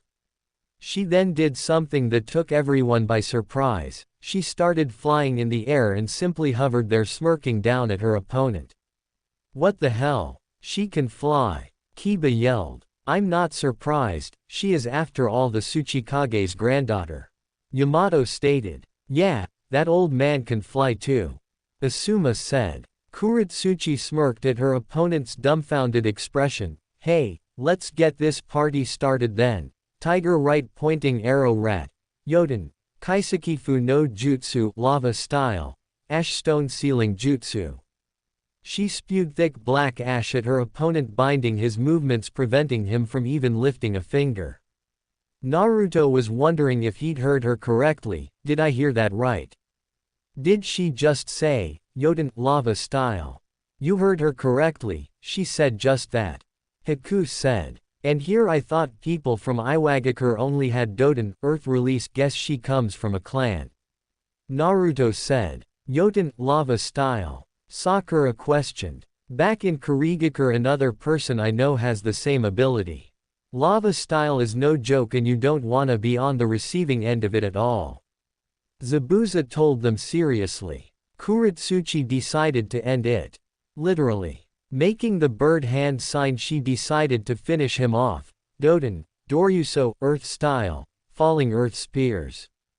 An earth spike appeared from the ground, impaling Hiroshi right in the gut, killing him instantly. Sakura had both hands to her mouth in horror. Ino looked sick. Hinata squeezed Naruto's hand. The others had various reactions from disbelief to anger. Hayate looked a little disgusted himself before remembering this girl is from Iwagakure and that this is normal where they're from. Winner of the 8th match by death. Kuritsuchi. Kuritsuchi simply smirked and flew back up to stand next to Akatsuchi. That was uncalled for. The guy was pinned down. Kiba growled. She's from Iwagakure Kiba, not to mention she's the Tsuchikage's granddaughter. She's probably just copying the way he acts all the time. Naruto theorized, I can't believe she actually killed him in front of everyone. Even though Hayate-sensei said killing is allowed, I don't even think he was expecting it himself. The medic crew came and got the dead AIM ninja out of the black ash, placing him in a body bag before whisking him off. Other ninjas came and got the field back to normal again. Hayate coughed. Alright, on to the next match. The names on the screen shuffled before landing on 2 names. Karui versus Akatsuchi. 3 times in a row. Is this a coincidence or was this planned? Zabuza raised a brow. I'm not sure, Zabuza-sama. Haku said. Both competitors faced each other as they were down in the arena. Naruto felt intense hatred and looked over at Hinata. Is Neji glaring? He's glaring at the girl Karui. Hinata said, she's from Kumogakure. That explains it then. Naruto said. Karui had her sword drawn and Akatsuchi got ready himself. Hayate looked at them. The 9th match, Karui and Akatsuchi, begin. Karui made the first move, charging at Akatsuchi, taking a swing at him, but he dodged just in time and jumped back. Seal of confrontation. Doden. Goromu no Jutsu, Earth Style, Earth Golem Jutsu. Expelling from his mouth, he found himself covered in earth, protecting his entire body. So that's your defense, huh? Well, let's see how to counter this. Karui brought her sword in the air. Raryu no Tatsumaki, ninja art, Thunder Dragon Tornado. There was lightning that gathered around her blade and soon a lightning dragon appeared. With a roar it shot towards the earth-protected Akatsuchi, slamming into it and causing smoke to appear as well as shake the place a little bit. When the smoke cleared, they saw the golem start to fall apart and Akatsuchi was panting a little bit, giving Karui that chance to end it. Charging at him quickly, she got to work. Kumo Ryu Omotegiri, Cloud Style, Front Slice. Using the back of her sword, she swiped at Akatsuchi, making him cry out in pain and sent him backwards. He landed on his back and didn't get back up again. Hayate called it, winner of the 9th match. Karui. Yeah, Killer Bee yelled. Kiba smirked. I may not like those guys from Kumo, but I don't like the guys from Iwa even less. Naruto had doubts about the match. It felt as though Akatsuchi was holding back and let himself lose the match. Little did he know he was right, because Kuritsuchi smirked, and Akatsuchi discussed that it was best she'd advance to the finals and take Naruto out. But she knew his true skill and it was wasted on these idiots. The names shuffled again before landing on 2 sets of names that took everyone by surprise. Hinata Hyuga vs. Neji Hyuga. Neji smirked, I didn't think my revenge would come so soon. Hinata was surprisingly calm and walked down to the arena, not seeing her teammates and sensei's worried look. Hinata. Naruto called out, making her stop and look over at him, don't hurt him too badly. Hinata smiled, of course not. He's family. She finally made it down to the arena facing Neji. Kurenai was confused by Hinata's behavior, she doesn't seem worried at all, did something happen? Naruto smiled, maybe now Neji will finally snap out of it. Kiba and Shino were worried, even though Shino didn't show it. Neji is completely ruthless and wouldn't hesitate to kill Hinata at all. They could only hope that their teammate would be okay. Neji and Hinata faced each other, I didn't expect to fight you in the preliminaries. Nor I Neji ni-san. Hinata said calmly. Brother. They're siblings. Sakura questioned. They're cousins, Naruto said, getting their attention. In the Hyuga household they are divided into the main house and branch house. Hinata is from the main house while Neji is from the branch house, which is considered the lower part of the clan. There's still some animosity amongst the two houses, with the branch house hating the main house's guts. Interesting, Kakashi said, and how do you know all this? Because I've been going over to the Hyuga complex ever since I was 5 years old, that's how. Naruto told him nonchalantly. What? Kiba yelled. Naruto simply shrugged, Hayashi doesn't mind me coming over and neither do the elders for some reason. The branch and main house don't mind me all that much either. Kurenai had no idea Naruto was spending so much time at the Hyuga compound, let alone close enough to interact with the clan. Hayate was looking in between them nervously, this was one battle they were hoping to avoid. 10th match, Hinata Hyuga and Neji Hyuga, begin. Neji activates his Byakugan instantly and stares at Hinata, who stares back unnerved by his staring. I suggest you forfeit, Hinata-sama, a failure like you has no chance of defeating me. Hinata didn't respond and simply took off her jacket, much to his and everyone's confusion except Naruto, who didn't know she took it off until Yamato told him. He began to smirk, so she took her jacket off, huh? I feel sorry for Neji now. Hinata folded her jacket gently and handed it over to a confused Hayate, who took it, still blinking in confusion. Hinata then went back over to face Neji, then took off her headband that was around her neck and wrapped it around her forehead instead before activating her Byakugan. What kind of pathetic display was that? Are you trying to prove something? Neji mocked. Hinata pointed 2 fingers at him, uttering the words that made Naruto shiver, lock on. Naruto flinched, he's screwed. Neji didn't have time to mock her because he had to block a Juken aimed right at him. As soon as he blocked it, he was sent flying backwards, much to his shock and confusion, and the pain he felt when he blocked it was stinging badly. She came at him again, not giving him time to recover at all, coming at him quickly and precisely. What is this? Neji grunted, her speed and strikes are better than they were before. But how? A kick to his gut knocked him out of his thoughts, sending him backwards again, putting one hand to his stomach, glaring at Hinata, who stood there looking at him emotionally as though she were in a trance.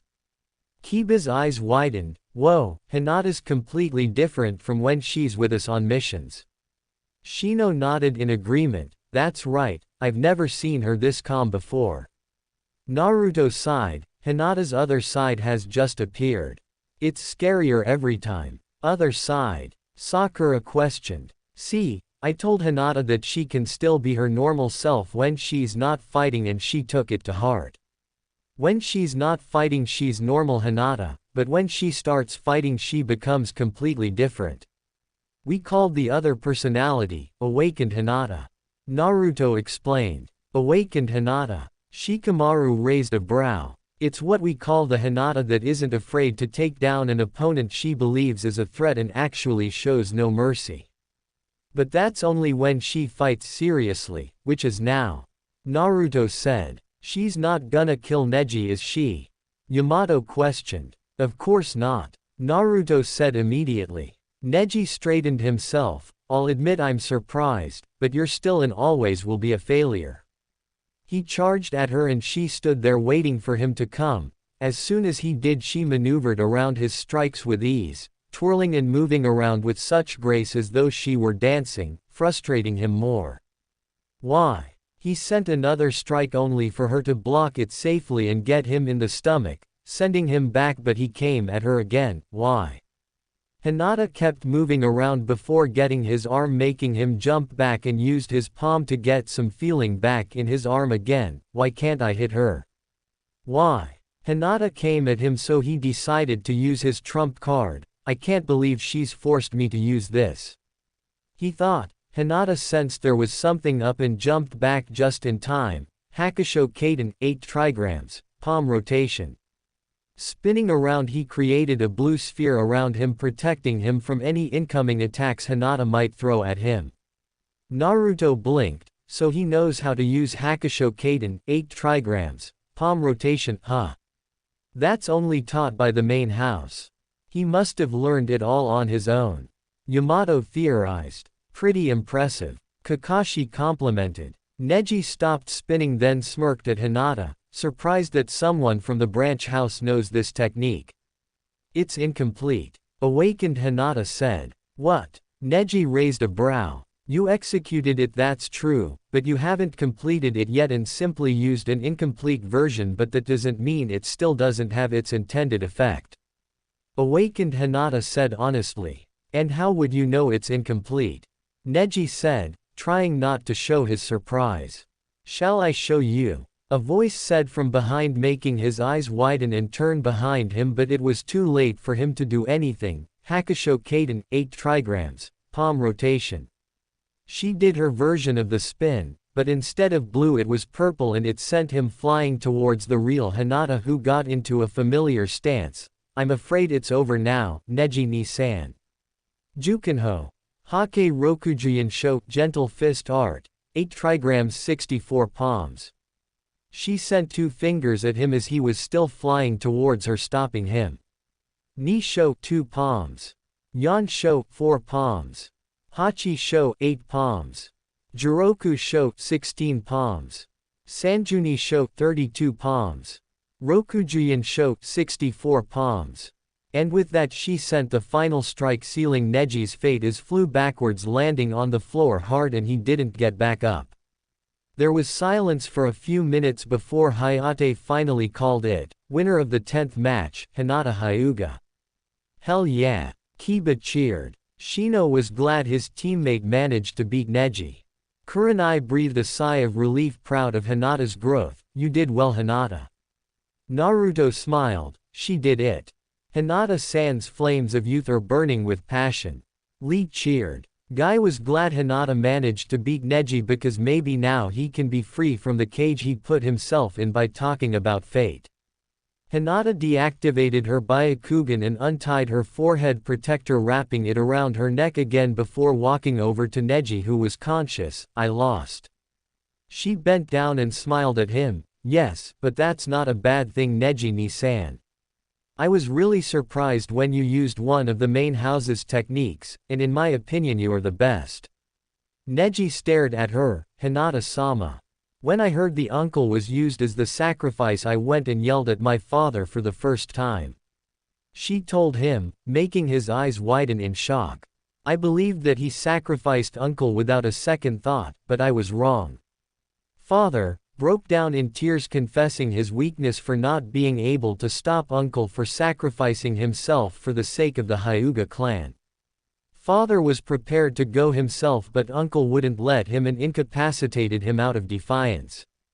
Uncle had already made up his mind, and said that he had faith that Neji-ni-san would be able to defy fate just as he did. She took his hand with a smile, and I believe that too. At this point Neji was crying as Hinata held his hand gently. When the exams are over, let's spar sometime, okay? Neji looked at her with a smile for the very first time. Yes, Hinata-sama. Naruto smiled. I'm happy for you, Hinata-chan. The medics took Neji away and Hinata grabbed her jacket back from Hayate and walked up the stands and stood next to her teammates with a smile. The names on the board shuffled again and selected 2 names. Kiba Inuzuka versus Yugito ni. Yamato blinked. Well now, that's interesting. Who's going next? Naruto asked. Yugito ni will be going up against Kiba. Yamato said. Kit, she has Matabi inside her. Kurama informed me. Matabi, which one was she again? Naruto asked. Nibi. Gotcha. Kiba grinned at Yugito who looked at him calmly. Let's do this, Akamaru. Arf. Yugito still looked completely calm. So he's going up against someone from Kumo, huh? Let's hope he does his best. Asuma said. Hayate looked at them both. You ready? For the 11th match, Yugito ni, Kiba Inuzuka, begin. Let's do this, Akamaru. Kiba exclaimed as Akamaru jumped down from his perch on inside Kiba's jacket. He made the tiger hand sign, Jujin Bunshin man-beast clone. Akamaru transformed into Kiba, the 2 of them growling at Yugito who still stood there calmly. Gatsuga man-beast ultimate taijutsu, fang over fang. The 2 of them started spinning and right towards Yugito who stood completely still. Yugito channeled the Nibi's chakra, closing her eyes before she snapped them open. She took a deep breath, Bio and Hoka, flaming cat roar. Sending a human-sized fireball at Kiba and Akamaru, both were engulfed in flames. Kiba-kun! Hinata yelled. Everyone had their eyes covered as the flames were so bright that they couldn't help but cover their faces. The only exception was Naruto since he was blind and couldn't see anyway. When the flames died down, they saw Kiba and Akamaru were on the ground unconscious, their bodies having burn marks on them but not that severe. They were shocked to see how fast the match ended. Hayate called it, still in shock himself. Winner of the 11th match, Yugito ni. Yugito bowed towards Hayate and walked back up to the stands with her team, while the medics took Kiba and Akamaru away. Troublesome. Shikamaru muttered in surprise. No way, all it took was one jutsu and Kiba lost. Ino couldn't believe her eyes. Those were some intense flames, maybe even more than Sasuke's. It felt like the heat would burn me alive. Naruto thought. The names shuffled again and landed on 2 names. Omoi versus Yum. Kumo going up against Aim again, huh? Asuma observed. Omoi and Aim stared at each other, but Omoi was overthinking again as usual, but this time it was inside his head. Alright then, for the 12th match. Omoi and Yum, begin. Hayate announced. Omoi sighed and stuck his palm out. Nothing personal, dude, he said. Raiden, Sandabaruto, lightning style, thunderbolt. Thunder cackled and was sent towards Yum, electrocuting him into unconsciousness. Another battle ended very easily. Hayate blinked. Winner of the 12th match, Omoi. Omoi sighed and went back up to stand next to his team. The names on the screen shuffled again and the names were selected, making everyone's breath hitch. Rock Lee versus Gaara Sabaku. Yosh. It's finally my turn to show my flames of youth. Lee jumped down from the railing and down towards the arena where Gaara was already waiting for him. Lee noticed that the cork on Gaara's back was nowhere to be seen. I see you are very eager to start. I look forward to this fight. HMPH. Gaara responded. 12th match, Rock Lee and Gaara Sabaku, begin. Lee shot off like a bullet, sending a kick towards Gaara only for it to be blocked by a sand shield, so he tried again but it was the same result. Lee was very fast though because he was blurring around Gaara pretty fast. The sand shinobi sent his sand to try and grab Lee, but the green spandex boy was jumping around avoiding it. Wow, Lee's pretty fast. Sakura stared in awe. Yeah, no kidding. Ino agreed. He's fast but not fast enough to get through that sand shield that sand shinobi keep using. Shikamaru told them. Guy thought the same thing as he saw Lee jump high in the air to avoid another sand attack and stood on top of the statue. Lee. Take them off. Lee over at Guy in surprise, but, Guy-sensei. It's fine Lee. This time I'm making an exception. Guy told Lee. Lee nodded and bent down to remove the weights from his leg warmers much to everyone's shock. Wait a minute. He's been wearing weights this whole time. Ino yelled. Naruto blinked. Huh, that's pretty cool. Wonder how much they weigh. Sakura wondered. Now I'm ready, Lee said, having removed the weights from his legs and dropped them. Temari scoffed inwardly. Taking off those weights isn't gonna make a difference.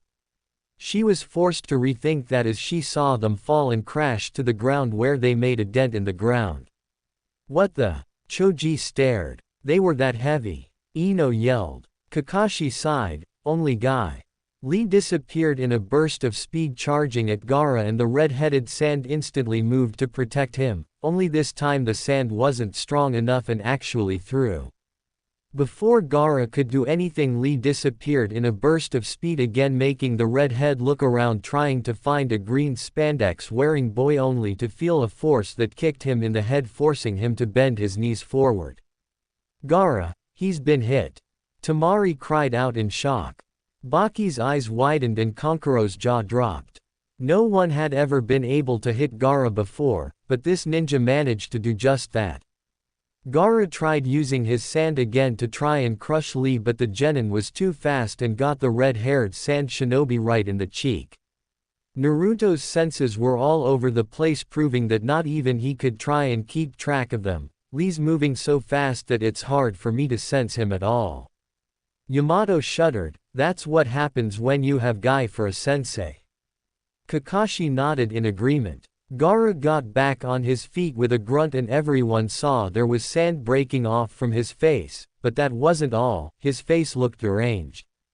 Naruto's eyebrow twitched. I feel bloodlust. No way. He has another shield. Sakura cried out. Gaara, he's starting to lose it. Temari said, voiced with worry for her brother. That sand armor of his. There's a good chance it uses a lot of chakra. Kakashi thought. Lee unwrapped his bandages a little bit, then ran around Gaara, creating a whirlwind before kicking the boy in the chin. He then proceeded to kick him a few more times while in the air, then wrapped his white bandages around the sand ninja, Omit Renge, primary lotus. Spinning Gaara around and drove him into the ground headfirst, creating a massive explosion as he did so.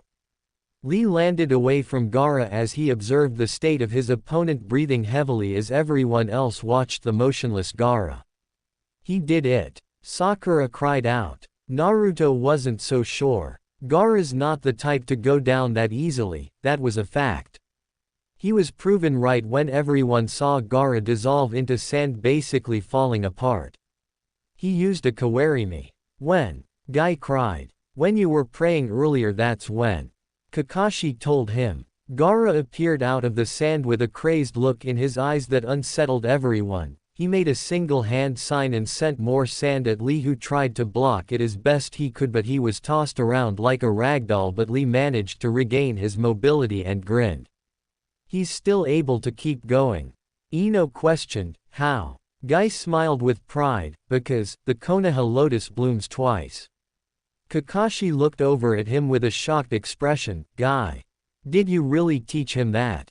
What were you thinking? Guy kept a calm expression as he spoke. You heard me, Kakashi. Taijutsu is the only way for Lee to become a shinobi, and I have full faith in him. How many can he open? Kakashi questioned. 5. Guy answered. Kakashi-sensei, what are you guys talking about? Sakura wondered. Kakashi sighed. What we're talking about are the Hachimen, or the inner 8 gates. A series of specific 8 tenketsu on a person chakra pathway system that can increase a person's chakra greatly once they are open.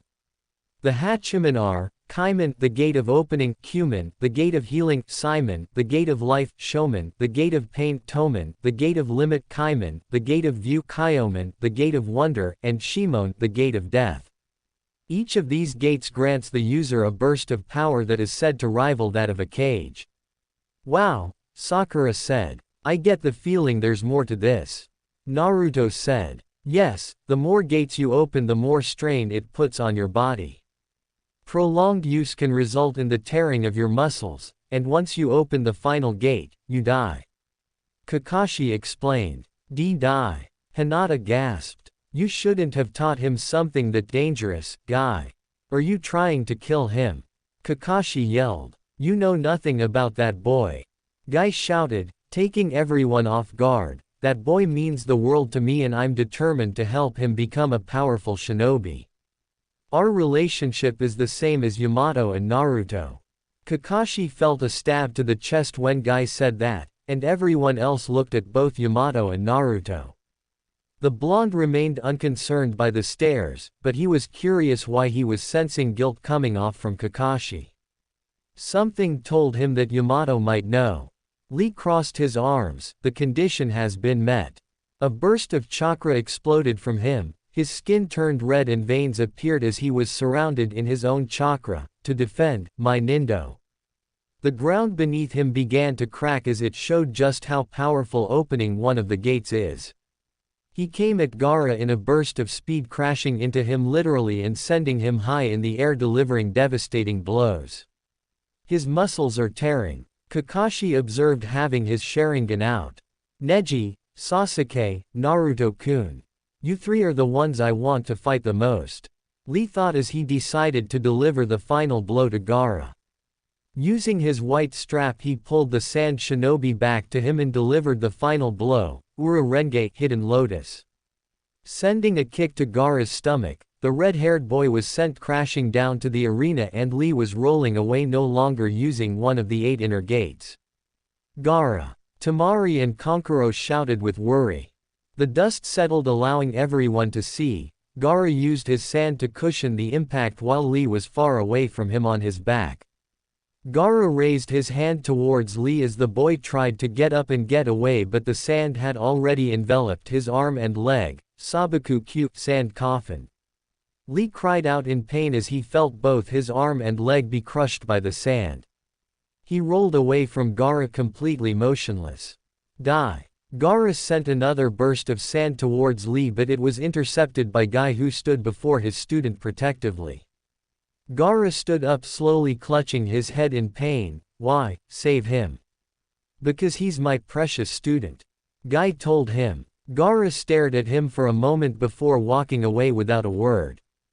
Winner of the Hayate was cut off as he saw Lee actually stand despite his arm and leg bleeding. He's unconscious. Yamato started looking down at Lee's form. Lee, that's enough. You've done well. Guy complimented. Winner of the 12th match by knockout, Gaara Sabaku. Hayate announced. The medics came to get Lee immediately and carted him away for emergency treatment. Lee, you really are strong. I don't even think I can open the gates even if I tried. Naruto thought. Why did he declare the match by knockout?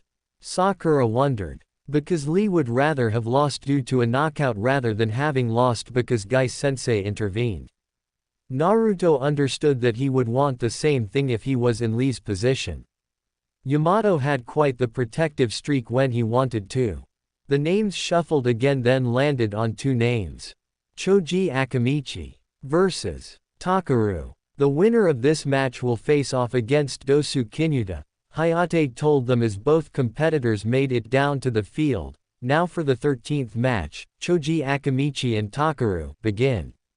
Choji went first, Baika no Jutsu, expansion jutsu. His body swelled up to that of a balloon. What the? His opponent yelled. Nikuden Sensha, human boulder. And just like that he ran over his opponent, knocking him out pretty quickly, much to everyone else's amusement. And with that the last aim ninja was defeated. Well, that didn't take long. Asuma smiled. Winner of the 13th match, Choji Akamichi, Hayate announced. Dosu Kinuta, please come down. Dosu came down to the arena observing Choji. For the last match, Dosu Kinuta and Choji Akamichi begin. Hayate said. Baika no Jutsu, expansion jutsu. Choji expanded just like last time, Nikuden Sensha, human boulder. He came rolling towards Dosu, who simply held his arm out towards the boy. Kyomizen, vibrating sound drill. A series of vibrations stopped Choji in his tracks before the boy was forced out of his jutsu and unconscious. Choji, Shikamaru and Ino yelled. Hayate went over towards Choji and sighed, "Winner by knockout, Dosu Kinuta. Will all of the winners please come forward?" Hayate called down as the medics took Choji away. The winners were Sasuke, who wasn't here, Shino, Kankuro, Temari, Shikamaru, Naruto, Kuretsuchi, Karui, Hinata, Yugito, Omoi, Gaara, and Dosu. To those of you who made it through the preliminaries, I say congratulations. Hiruzen smiled. You will all have a month to prepare for the finals. Why so long? Shikamaru questioned. So that important people may come here to watch your matches. Very important guests from different villages as well as village leaders will also come see you fight. Enko here has a box with numbers inside of it. When you have your number, please call it out. Enko walked to each one of them and they all picked out a number. 1. Naruto called out. 2. Kuretsuchi called out. 3. Hinata called out. 4. Karui called out. 5. Omoi called out. 6. Yugito called out. 7. Temari called out. 8. Shikamaru called out. 9. Shino called out. 10. Kankuro called out. 11. Gaara called out. 12. Kakashi called out for Sasuke. 13. Dosu called out. All right kiddies, look up at the screen for the results. Enko motioned them to look over and they did. Match 1. Naruto Uzumaki vs. Kuretsuchi. Match 2. Hinata Hyuga vs. Karui. Match 3. Omoi vs. Yugito. Match 4. Temari vs. Shikamaru. Match 5. Shino vs. Kankuro. Match 6. Gaara vs. Sasuke. Match 7. Dosu vs. Whoever wins match 6. Yamato told Naruto who he was going up against, making him sigh. I'm going up against another ninja from Iowa again. Was this set up by someone? Kuretsuchi smirked. I'll kill you in front of your whole village. Spawn of the Yellow Flash. So I'm going up against someone from Kumo then. Hinata made a vow not to lose. Oh shit. Omoi thought as he got paired up with Yugito of all people. Shikamaru sighed. Troublesome, I'm going up against another girl. What's this bum's problem? Temari thought. Interesting. Shino thought. Gaara had a murderous look in his eye. Uchiha. Dosu eyed Gaara, so I'm going up against the winner then. I wish you all luck for the month. Hiruzen smiled as they all began to leave, but he was worried about Naruto's match against Kuretsuchi and hoping the blonde would be okay. This final should be interesting. Hiruzen thought. So friends, this was episode 1 of this emotional and inspiring story. If you enjoyed it and want the next episode soon, make sure to like, share, and subscribe to the channel. Also comment down your thoughts. Do you think Naruto's blindness will become his greatest weakness, or the very reason he unlocks his true potential? I'll see you in the next episode.